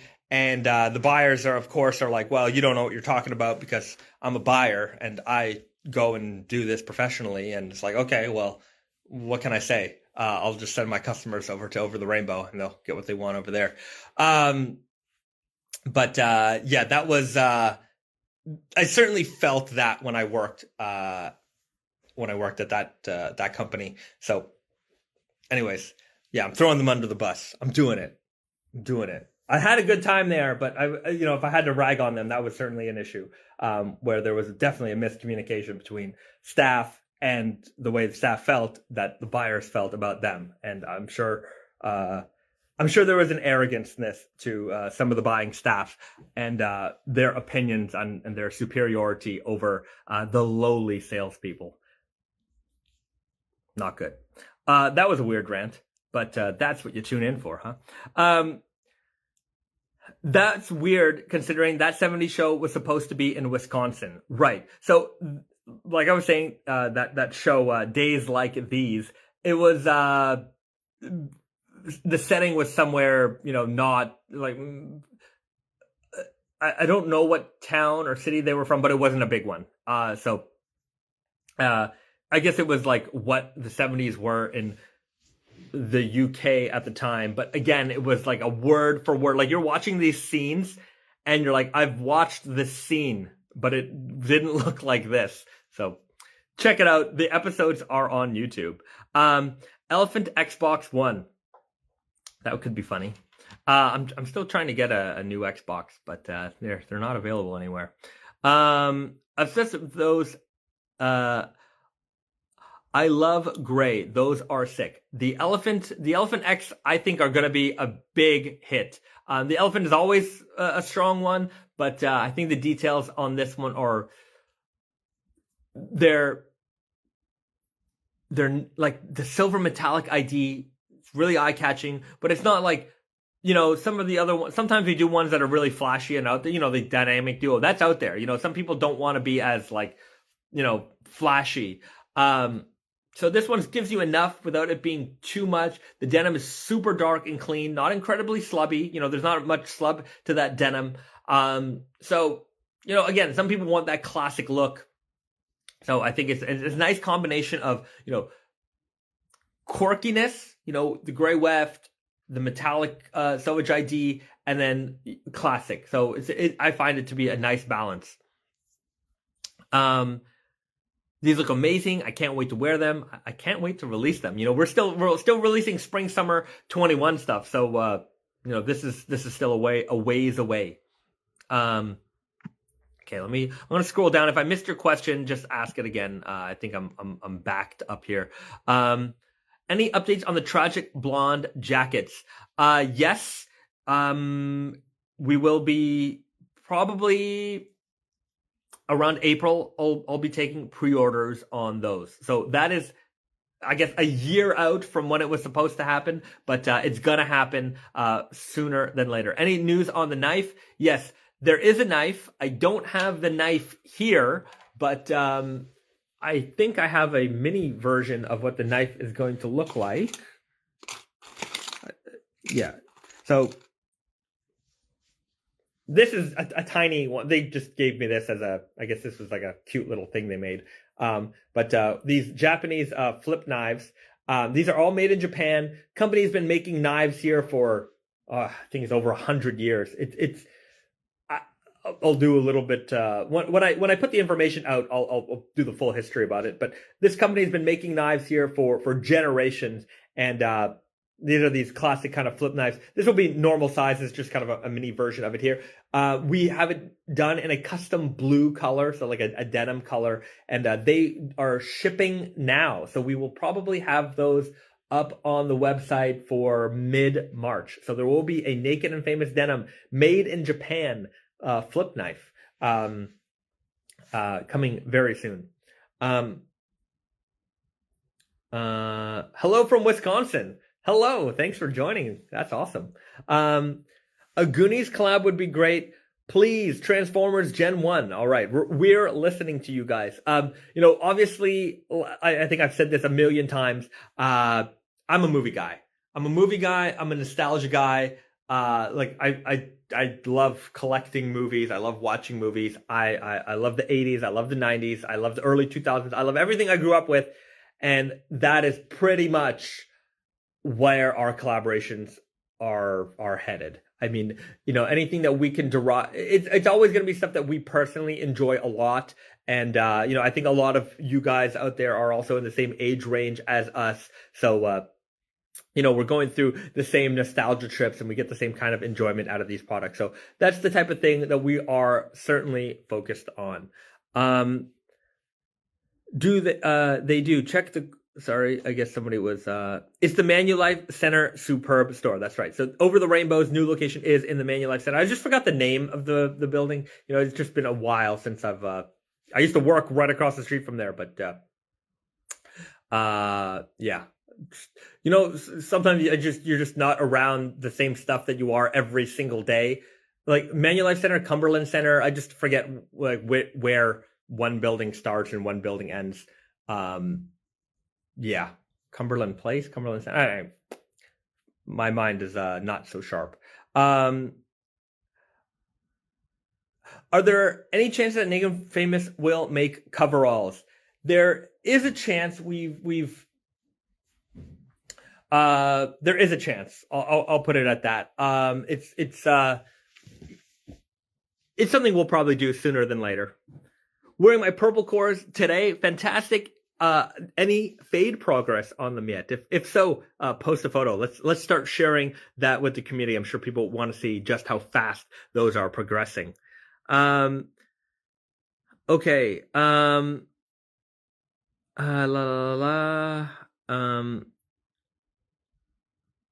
Got my first pair of Naked and Famous on the way. Can't wait to try my first pair.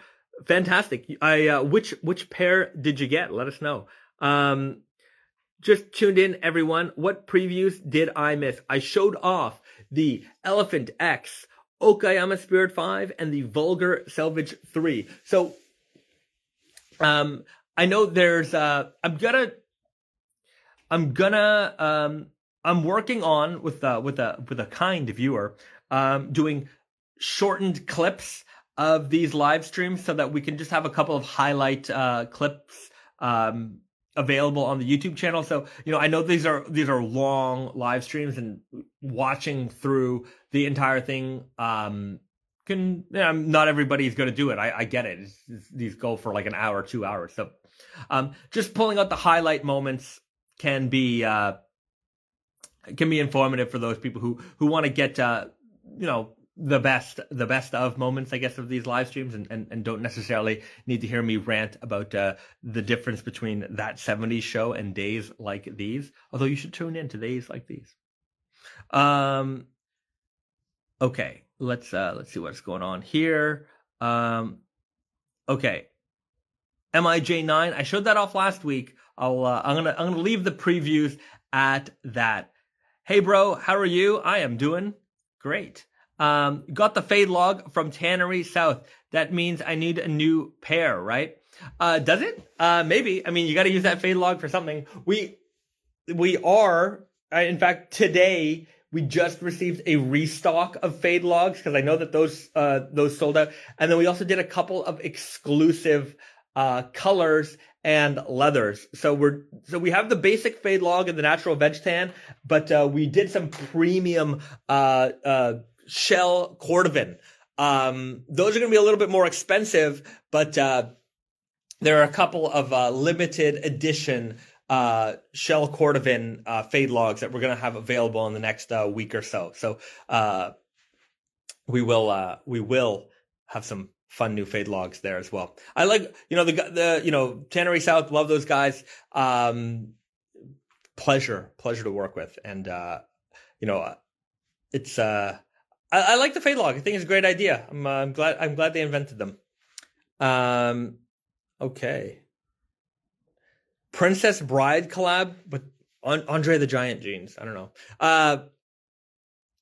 Blues Brothers. I mean, there's so many options. I mean, we certainly have to be a little like the thing about, I wish that we could do 1 million of these little ones, but, there are, within these agreements, there are minimums and things like that we have to consider. So, yeah, I wish things were as easy as like that to make one of these jeans. But at the same time, I'm going to tell you this right now. I think that, for some properties, there's the chances of like getting an official collab are not going to happen. But I would make perhaps a unofficial version of that jean, and I would not use any of their like artwork or anything like that. Of course not. But they don't own the colors and the color schemes and the themes. I just won't directly say what it is inspired by. You know what I mean? I've seen like, Nike sneakers that are quote unquote, the Kill Bills or the whatever. And it's just a colorway. And, so there's no reason why I can't do that. Like if I wanted to make something based off of, a candy, I could make those candy colors, that jean, and it doesn't have to be, a collaboration. So that's just another thought process in terms of if I wanted to make something themed on something, I can completely do it. I just can't use their naming, their imagery, which is fine. You know what? Some people don't want that stuff anyways. So that I think will be some future options, where we're doing, colorways based off of certain things. That way we can make people happy in terms of getting a product that is, based on a thing that they like or a property that we enjoy, without going through some of the hurdles involved with making it an official one. Yeah, I think that's the way we get around doing those things. Especially even if it's for smaller properties, or it could also be for bigger properties that we just have no chance of making a connection with. So I think that's the way we're going to do it, down the line for certain things. Other things, we are certainly still pursuing, great partnerships as well. But for the ones that we are unable to achieve through natural means, we'll find the back door. Hello from Germany. Please make more kimono print selvage denim. We are making more kimono print selvage denim. I will preview that next week. I've shown it off in previous videos, but we have a new kimono print denim coming for fall winter 21. The knives are awesome. Thank you so much. They will be coming soon. Yeah, I like the idea of making knives. We're actually looking into making some knives with some American and Canadian companies as well. So maybe some more recognizable brands in like the everyday carry world. Like Garrett's a pretty big knife guy. He loves knives and boots. That's Garrett. You know what I mean? Like between like all of us at Naked and Famous, there's so many of like the cross cultures that sort of collide with raw denim. Like the everyday carry community and raw denim often, converges, and like the boots community and raw denim, and like there's a lot of camera guys that like raw denim, and just somebody's just saying, speaking of cameras, and like you want to see my camera collection. So here's just a little bit of it here. So just everything from digital film and Polaroids, Leica over here, Rolleiflex, Nikon F4. I love this camera, Pentax Auto 110. This is tiny. This is a film camera, runs on 110 film, but it is super small. I mean, here, let's compare it to my I have a A7 here. Look at this thing.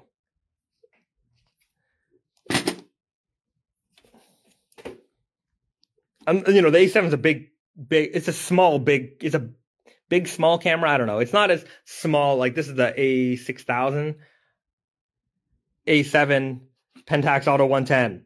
Tiny, tiny, tiny, tiny. It's a fun little pocket camera. I have another camera that's even smaller than this, but I don't know where it is right now.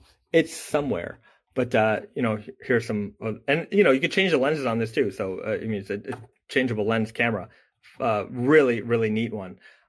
Just some like, I don't even know where this came from, but it's a fun little one as well. Kodak Instamatic. I've got some this is the Lomography Fuji Instax camera. That's fun. Just some Instaxes here. This is a weird camera called it's a Lytro near field camera. Basically, it is not a great camera, but the way that this technology works is that it shoots everything in focus, and then you can decide on what it focuses on in post. So it's it's called near field technology or something like that. But it was also a weird looking camera. Like, this is the camera itself. I don't know if I have any power in it right now. Maybe I got to charge it. But the resolution is also really low. But I thought it was a neat camera to get. And you got to hold it like this. And but whatever you take a picture of, everything is in focus. But you have to do it all in post. So anyways, it's weird like that. Giant metal tanker over here of a Polaroid camera. So just going through the history of Polaroids, the SX70 here. So I do enjoy cameras. Yeah, so that's my little camera collection. Is that a G3 Leica? It is. And Garrett is a big Leica fan. Follow his personal Instagram. He's a great photographer. Wizard of 32 ounce denim. What about a denim series based on a period in denim time, like the 1990s or say the late 1970s punk? I would love to do that. I would really love, but I would love to sit down and just have a talk about denim trends, denim throughout history.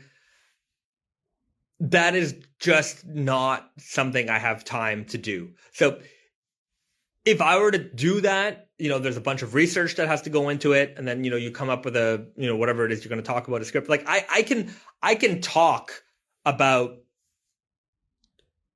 stuff off the cuff like this, but if we're going to have a show, it needs to be a little bit more polished than my ums and ahs and uhs and ers.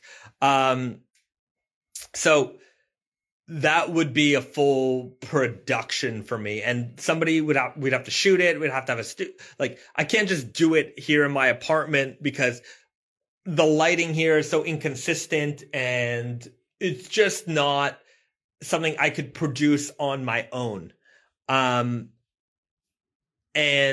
I would love to do that. Believe me, there's a lot of ideas I have, but if that was my full-time job, I would figure out a way to do that. But I have so many responsibilities that would be really, really, I already don't sleep much. I would basically not be able to sleep anymore if I took that project on. Like, if I took on the full responsibility of a processed, produced YouTube channel, it would be, I don't know. I don't think I could handle it. So you guys got to deal with my little ramblings this way, but you're not wrong. I would enjoy that a lot. But I just don't have the time to take on a project like that. Yeah. Look up the knife called QSP Penguin. They have one with denim handles. We are looking to make a knife with a denim handle. That is the current project that Brandon is attempting. So that's right. Anyway, we're talking to a bunch of different manufacturers. It is something that is in the works. More Naked and Famous leather valet trays. Probably. I didn't know that if we are sold out, then I'll look to get another production made. Limited releases that correspond to each period time in a given episode would be really awesome promo. Would be really cool thing to do if Naked and Famous Denim gets bigger. Yeah, if Naked and Famous Denim gets bigger, I'm certain there will be more time for this. Like, most, we're still in the realm of like independent brand, a lot of, and as an independent brand, you do a lot of the stuff yourself. design, development, marketing, communication, all that stuff, sales, website. That's all done by us. There isn't like a website team. Several hours of my day are devoted to just website maintenance. Email marketing, content creation, scheduling. Corresponding with our staff and making sure that we're on track for all the goals that we have to accomplish. So there's a lot that we do in that respect. Whereas I remember one time I was at a trade show in Germany, and across from our booth was Nudie Jeans. So everybody knows Nudie Jeans. And we're just talking. We're at the trade shows. Usually they'll put like the denim brands all kind of together. Here, let me tell you something. This is kind of funny. So usually at a trade show, like they'll put the commodities together. The denim brands are usually pretty close together, down one aisle. The shoes are over there, the outerwear is over there. And they do that because it's kind of like restaurants, like in a city. Like you want to have all the restaurants together because that's where the restaurant traffic is going to go. But every now and then there's one brand who's like, I don't want to be where the denim brands are. And then they're all the way out in like the middle of nowhere because they don't want to be associated with all the other riffraff denim brands. It's very funny. Like the certain, within everything, there's a cliquiness and an eliteness that goes on, and it's just kind of funny where when that comes into play. But anyways, that was just a side rant. But when we're at the trade show, we're having a good time. We're chatting with the nudie guy, chatting with this brand, chatting with that brand. We're not nobody's. We're all friends. When it comes to that world, there's animosity here and there. No, I'm not gonna lie, but like I was talking about before, the ones that don't want to associate.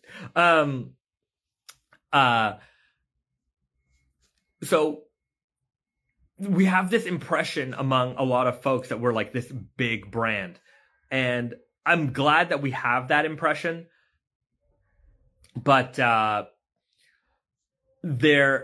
they're like, oh yeah, you're marketing, you're this and that, and I'm like, dude, you're like their assumption of like the size of our company, and we were talking about just marketing and stuff, and they're like, yeah, who does your marketing? And I'm like, yeah, you're looking at him, like like we and at the time I was shooting like all of our social media images myself. I was doing everything. Now I do some. We have help from New York. We have a Naked and Famous. We have a photographer in house, and Garrett's a good photographer. So we have a lot of good photographers around the company. So, but we do everything in house ourselves. But I was saying to him, you're a massive company, and they're like, oh no, we're not that big. And maybe in the scale of things, they're not that big. And I said, yeah, I bet you your marketing team is bigger than our entire company. And then we traded like the number of employees, and he's like, oh yeah, like, yeah, just in marketing alone, we have more people who working for us than you guys have just, for your operations. I'm like, yeah, like there isn't like some companies, there's a designer and that's it. That's all they do. I have a friend who works in the apparel industry, and her only job is color. Her job is to make sure that across commodities, when they're doing the same color of product, because they might have different manufacturers, some person might make a sweatshirt, some company might make a t-shirt, whatever it is, that the colors are exactly the same. And literally that's all her responsibility is to make sure for the gajillions of commodities that they make, that whenever they're making product, that the color is the color that it's supposed to be. And like, yeah, that's what you have when you have a big company. But we're a small team, and luckily we're all very devoted, and we put a lot of effort into this. So it makes us look like a much bigger brand than we are. But we're not that big. So when it comes to like developing like little projects here and there, it's like we have to really consider our time when we're putting our effort into producing things, because everything that we do has to kind of be worth doing for one reason or another. And like sometimes small projects are fun because they're small projects. They're not really meant to make money. They're just exciting and things like that. But if we had, say, a design team that could just constantly design and produce, then those things might be more and more possible. But we're just not at that scale. What role does Brandon look after Naked and Famous? You seem to be very much at you seem to be very much at the coal face. Anyway, you seem to be very much the face. There was a time when he was at the front. Brandon doesn't like social media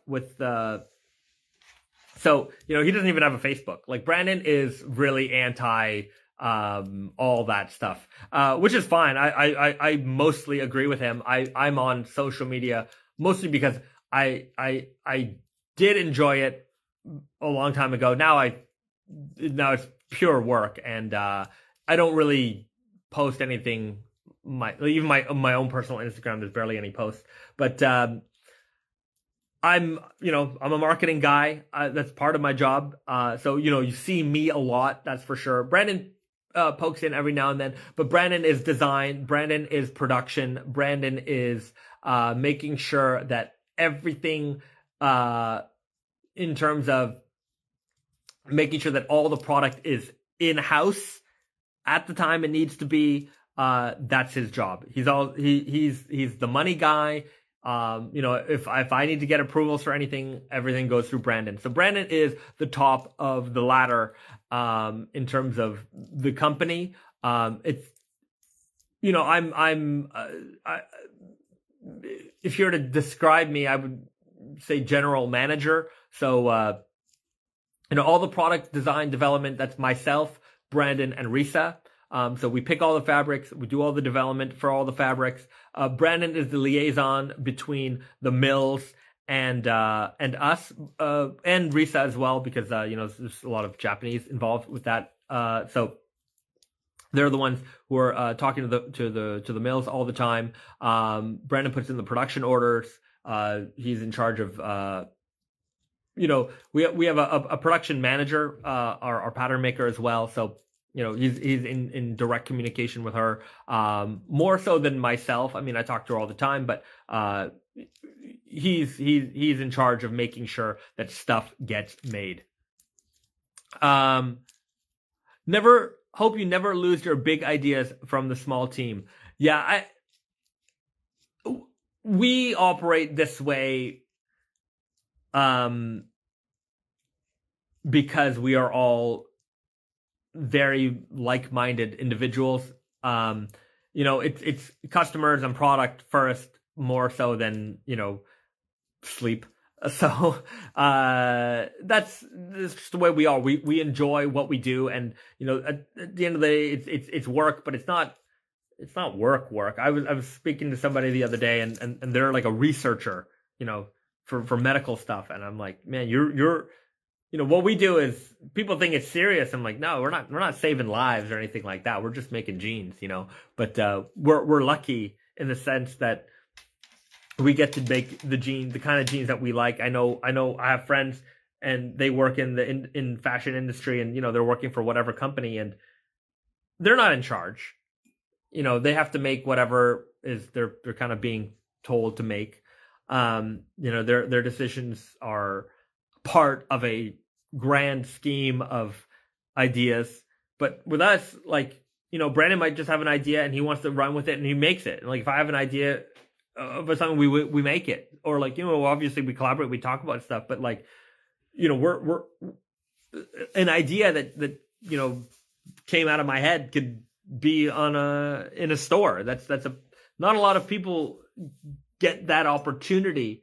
So we're very fortunate in that respect, and it's all it always goes down to you guys. So when we are working hard, it's like we are because we owe it to you guys. That has always been my, the customer, to me, is always the customer is king. And we always have to respect and treat our customers the right way and make sure that we're making products and working hard to make sure that what you guys spend your hard-earned money on is the best possible product it can be. So we're I don't know where I'm going with this rant, but we're pretty hard on ourselves. So that's that.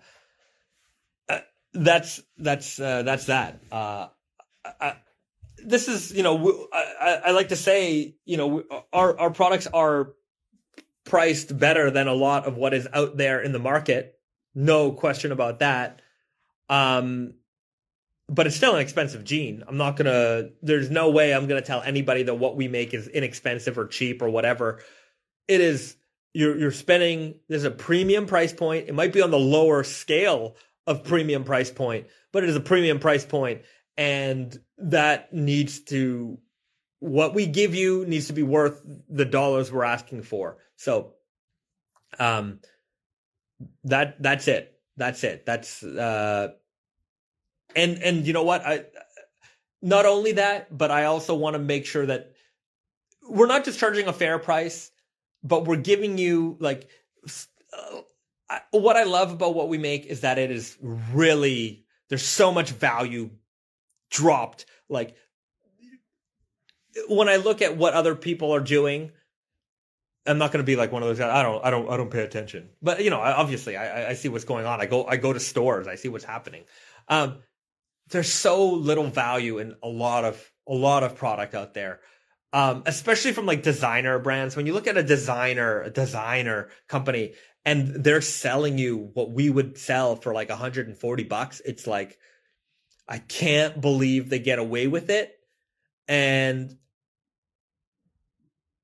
it's so insulting to the customer, and yet they come back for more. Would you ever make a made in Japan denim for under $200?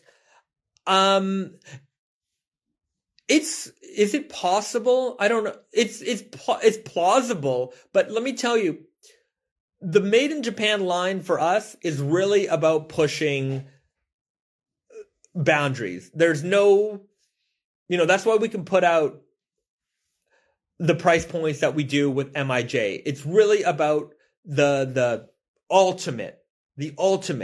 So if we were to do that at a lower price point, you would be combining like maybe not the most, I'm not saying that it wouldn't be a great fabric. I'm just saying that we would have a limitation on the fabric options that we can do in an MIJ jean in order to do it at an under $200 price point. So that's kind of where we are with that.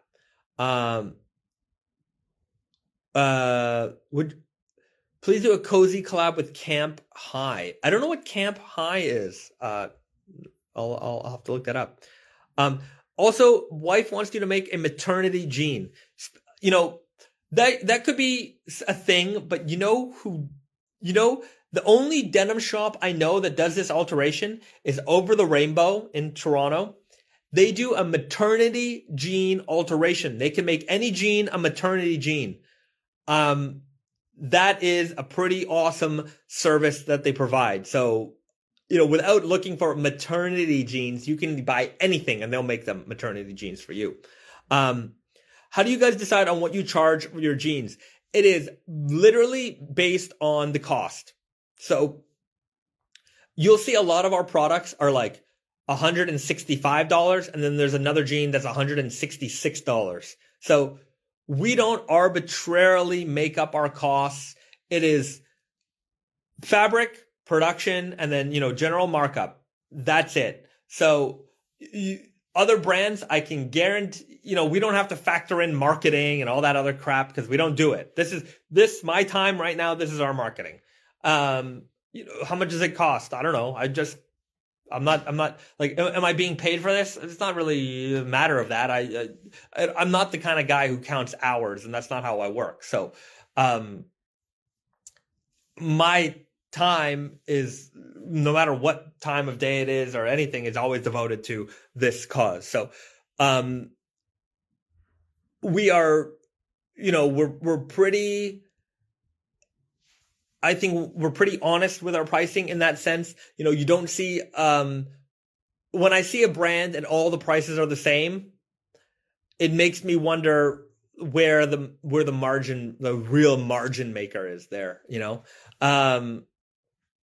So we have jeans for $140, I have jeans for $130, we have jeans for $170, $172, $173. It's like literally whatever, we have a factor of, margin that we need. Of course, we need to pay, everyone needs to get paid, but, we don't inflate any prices. In fact, sometimes we deflate prices just because we want to keep things at a certain price point, so we make less margin on them. But there's nothing that we make that is inflated just to make a round number. What about aliens inspired jeans like Xenomorph, Ripley, Jonesy? I think aliens would be pretty cool. We did have the aliens collection from Erotica, Rock and Jelly Bean at Tate and Yoko. Those t-shirts sold out pretty fast. There's a couple of them left, just a few, but the most popular ones, they flew. That was a very popular line. You should do a booth at San Diego, New York Comic Con and sell the collab items. We've been asked, but yeah, it's I wonder. I don't know, because I don't know that world, and it's we get some of that crossover in, purchasing our products through our retail stores or, our retail partners, things like that. But doing a full booth at Comic-Con, I don't know. We're not a $35 t-shirt. You know what I mean? And, we'd have to have a changing room and all this stuff set up and trying to explain raw denim, and it could be interesting, but it may not be worth the price of admission. To set, just a booth at one of those shows is going to be many thousands of dollars easily. Then you've got flights and hotels, and you have to have multiple staff. So if there's two people there, that's two flights. If it's me and my wife, then that's one hotel room. But if it's not, then that's two hotel rooms for multiple nights. Food, transportation, it's a lot of money. It's a lot of money. And it's easy if you're a big giant company. Or I don't know, maybe there's small vendors there too, but maybe they're more local. I'm not sure. I've never been to either one of those shows, but yeah. I'm not that was a weird noise. I'm not sure if we would pursue that, but it sounds interesting. If we had it for the right price, maybe it'd be worth checking out. Naked and Famous ashtrays, denim cover, bottom, or something. I don't know. Yeah, I mean, I like the idea of knickknacks. We are working on a couple of them right now. Not ashtrays, but we are working on some small things. Like I said, we're working on doing a measuring tape, a Naked and Famous denim measuring tape. So, just some small items that we can, throw in with orders or, that type of stuff. Any chance of a denim jacket with real sheepskin liner? I want to do one. They're going to be pricey. So I don't know if the demand is completely there. I think this could also boil down to, if I want to do something like that, it might be better suited as a small batch pre-order kind of thing, because I think going full production on that may not have as much of an audience as the enthusiasts. Enthusiasts really like that type of stuff, but general consumer, maybe they're not all the way there. Yeah, I always wanted to do a suede denim jacket as well, just because I personally just want one. So, but I don't know if there's enough, and it's not going to be cheap. So I just wonder if there's enough people who would want to do it. Maybe do a mass drop. So we've had some great partnerships with Mass Drop. Mass Drop is no longer doing apparel anymore. I think they're focused on audio and audiophile stuff and keyboards and knives. I think that's their whole thing now. So unfortunately, for the time being, there won't be any new Mass Drop collaborations. I think that apparel wasn't their. We did great. I'll tell you that much right now. Our products on Mass Drop were very, very successful. I think that they were not able to. Just personal. I don't know if they didn't tell me this. But maybe it didn't get them the kinds of margins that they were looking for. Maybe they were getting more margin out of other things, or maybe the demand wasn't quite as high as some of the other products. Like we might be able to sell 2,000 or 3,000, 4,000 pairs of jeans through Mass Drop, but they sell 60,000 pairs of headphones. So, where do they decide to put their resources in? So I think that might have been it. I think we were also lightning in a bottle for them in terms of apparel. Like we did great, but I think that some of the other collabs that they attempted were not as strong as what they did with us. So it's like, do they spend more time massaging that part of the business, or do they go where they already have a very well and established customer base? So mechanical keyboards, I'm a big fan. I own their keyboards, headphones, things like that. So I personally, from business perspective, that was a good business relationship for us, but I also understand their perspective there. So maybe they'll pursue something like that down the line again. I hope they do, again, business reasons.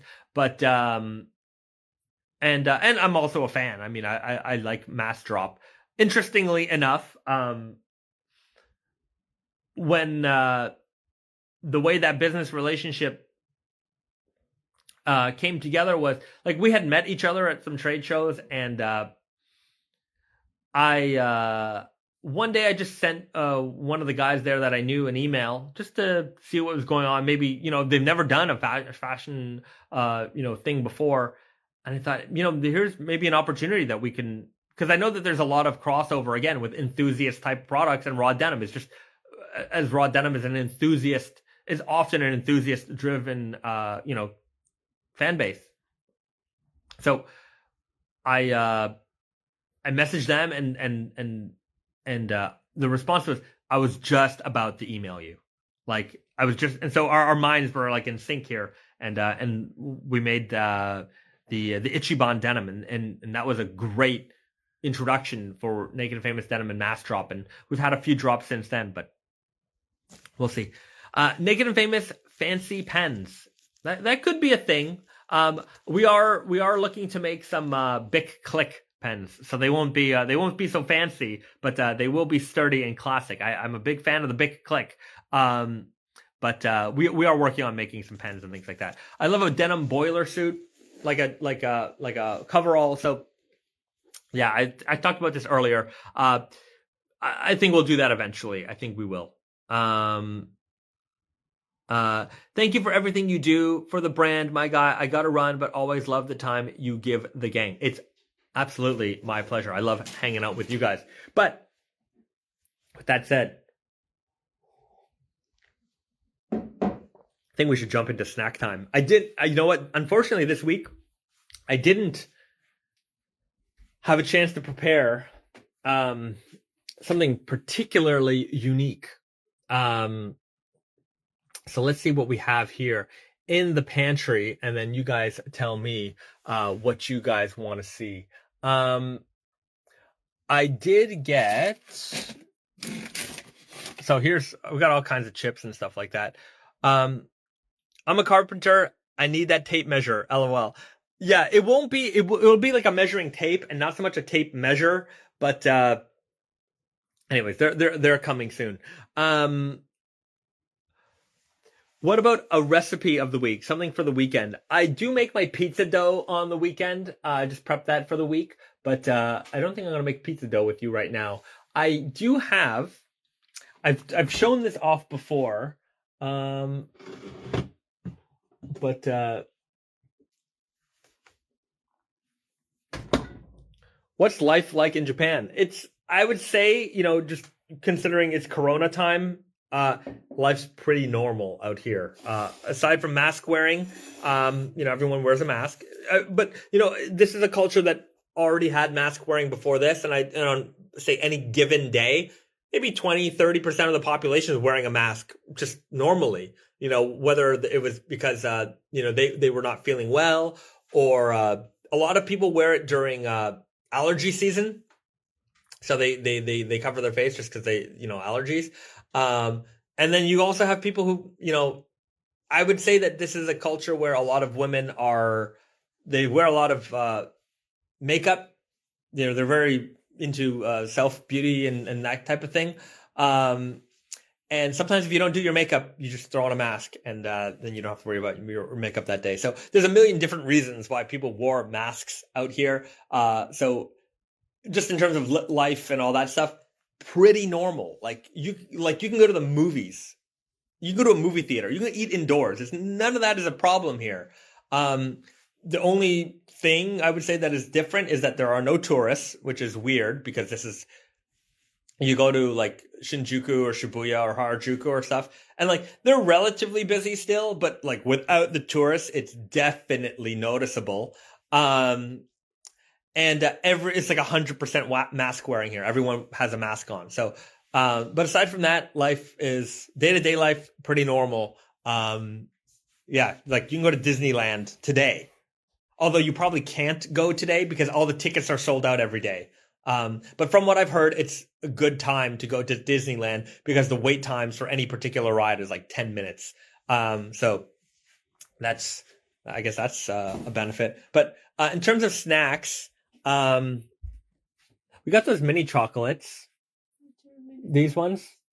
Yeah, but these are not like weird. Yeah, they're not that weird. They're kind of interesting because these are very Japanese.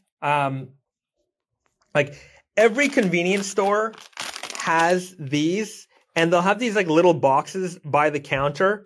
Nintendo World at Universal Studios. Yeah, I want to check that out. So they'll have these like little chocolates at every counter, and they're like, 20 cents. So I always enjoy these, and sometimes they come in fun and interesting flavors. But here we got nuts, crunch, choco, and like, I think they're pretty neat. What else do we got? I think that's it. Sorry, guys. This is not the greatest snack time we've ever done. I have to say, we've been going to the snack stores like a lot lately, and there's not a lot of newness happening. So maybe we'll just try a couple of chocolates. Wait. That's the weirdest thing. What's the weirdest? You're gonna like it. What is it? But yesterday we bought this. Risa has an idea. Pretzels. Oh. Right, this is interesting. So wait, explain this. So there's a product called Kazuchi that was very popular like a while ago. Not a while ago, but maybe last year or so. What is it? It is cheese with it's some kind of a fish roll that we eat in like New Year's and stuff. Okay. It's very like how do you call it? It's firm. Okay. It pops. Okay. Like it's tiny compared to like salmon roll or something in Korea. Like it's very, very tiny, but it's delicious. And then they put that raw with cheese. Okay. And this is what we're trying. Let's do it. Well, so that product is very delicious. I loved it. But they made pretzels out of this. Okay, so I'm not sure. A pretzel fish roe cheese flavor. Yeah. It says cheese and kazunoko, which is the roll. Please enjoy the exquisite balance of taste and texture. Okay. I have to say, as a North American, cheese and fish generally don't make the combination of flavors that we like to think about. Am I wrong out there, those of you who are watching? Like, the idea of cheese, I guess the only one that comes to mind is Filet-O-Fish. But, it's just like cheese snacks or cheese snacks, and there are no fish snacks. There's a lot of fish and seafood snacks out here, but cheese and fish, it's It's not the flavor I would ever think to myself, that's what I'm craving right now. It's very like if you drink, like it's a good like side thing. There's a thing called what do you call it? Oh shit.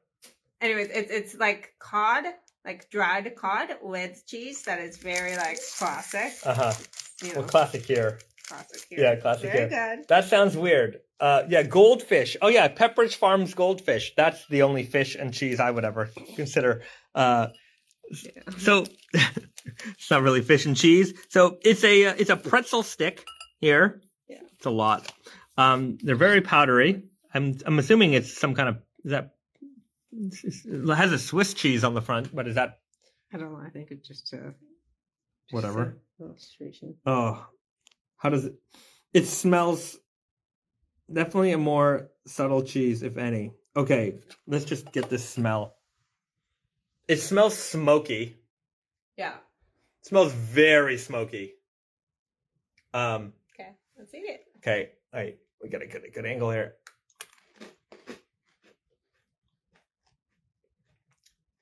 Tastes like fish and cheese. Does it taste like fish? Yeah. I get like a...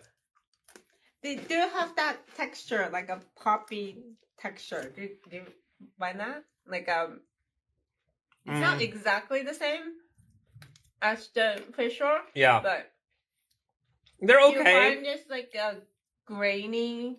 Yeah, there's a graininess to this. Yeah, I think that's what it is. Like, I get the seafood taste, and then I get a cheese taste. It is... I mean, if they nailed the taste... It's delicious. Yeah, I'm not... Like... It's not bad, right? It's not bad. I wouldn't run to this. But, like, if the snack was there, like it is here, like, it's salty, which is good. Salty, It's crunchy, cheesy. a little cheesy. The salty is the fish part, you know? Yeah. It tastes like an oily fish. That's it? Yeah. Like, you know that silver fish that we buy? Yeah. It tastes kind of like that. No. No. Well, It's just... Risa's seafood tastes are more discerning than mine. I'll tell you that much. I like seafood, but like Risa loves seafood. Loves Japanese. it. She's Japanese. Dude. Good seafood lover. Yeah. Yeah. I'm just looking up what this. Oh, it's wait. Let's see. No. I have a feeling it's something you'd crave later. Yeah, maybe. I don't know. Herring. Roll of herring. Herring roe. So, overall, fish roe, herring roe, kazunoko, cheese, pretzels. Interesting snack. Yeah, I can't believe we forgot about this because we literally just bought it yesterday. So there you have it. That's snack time. I think that's a little bit more exciting than the chocolate. So, thanks everybody. I'm going to leave it at that. Thanks for tuning in for another live stream with us here on Instagram Live. If you're watching this on the replay, don't forget to like, share, and subscribe to the channel. We will be back again next week with another live stream, some more information. Have a great weekend, and we'll see you guys soon. Bye, everyone. Okay. Okay. Okay. Okay. Okay. Okay. Okay. Okay. Okay. Okay. Okay. Okay. Okay.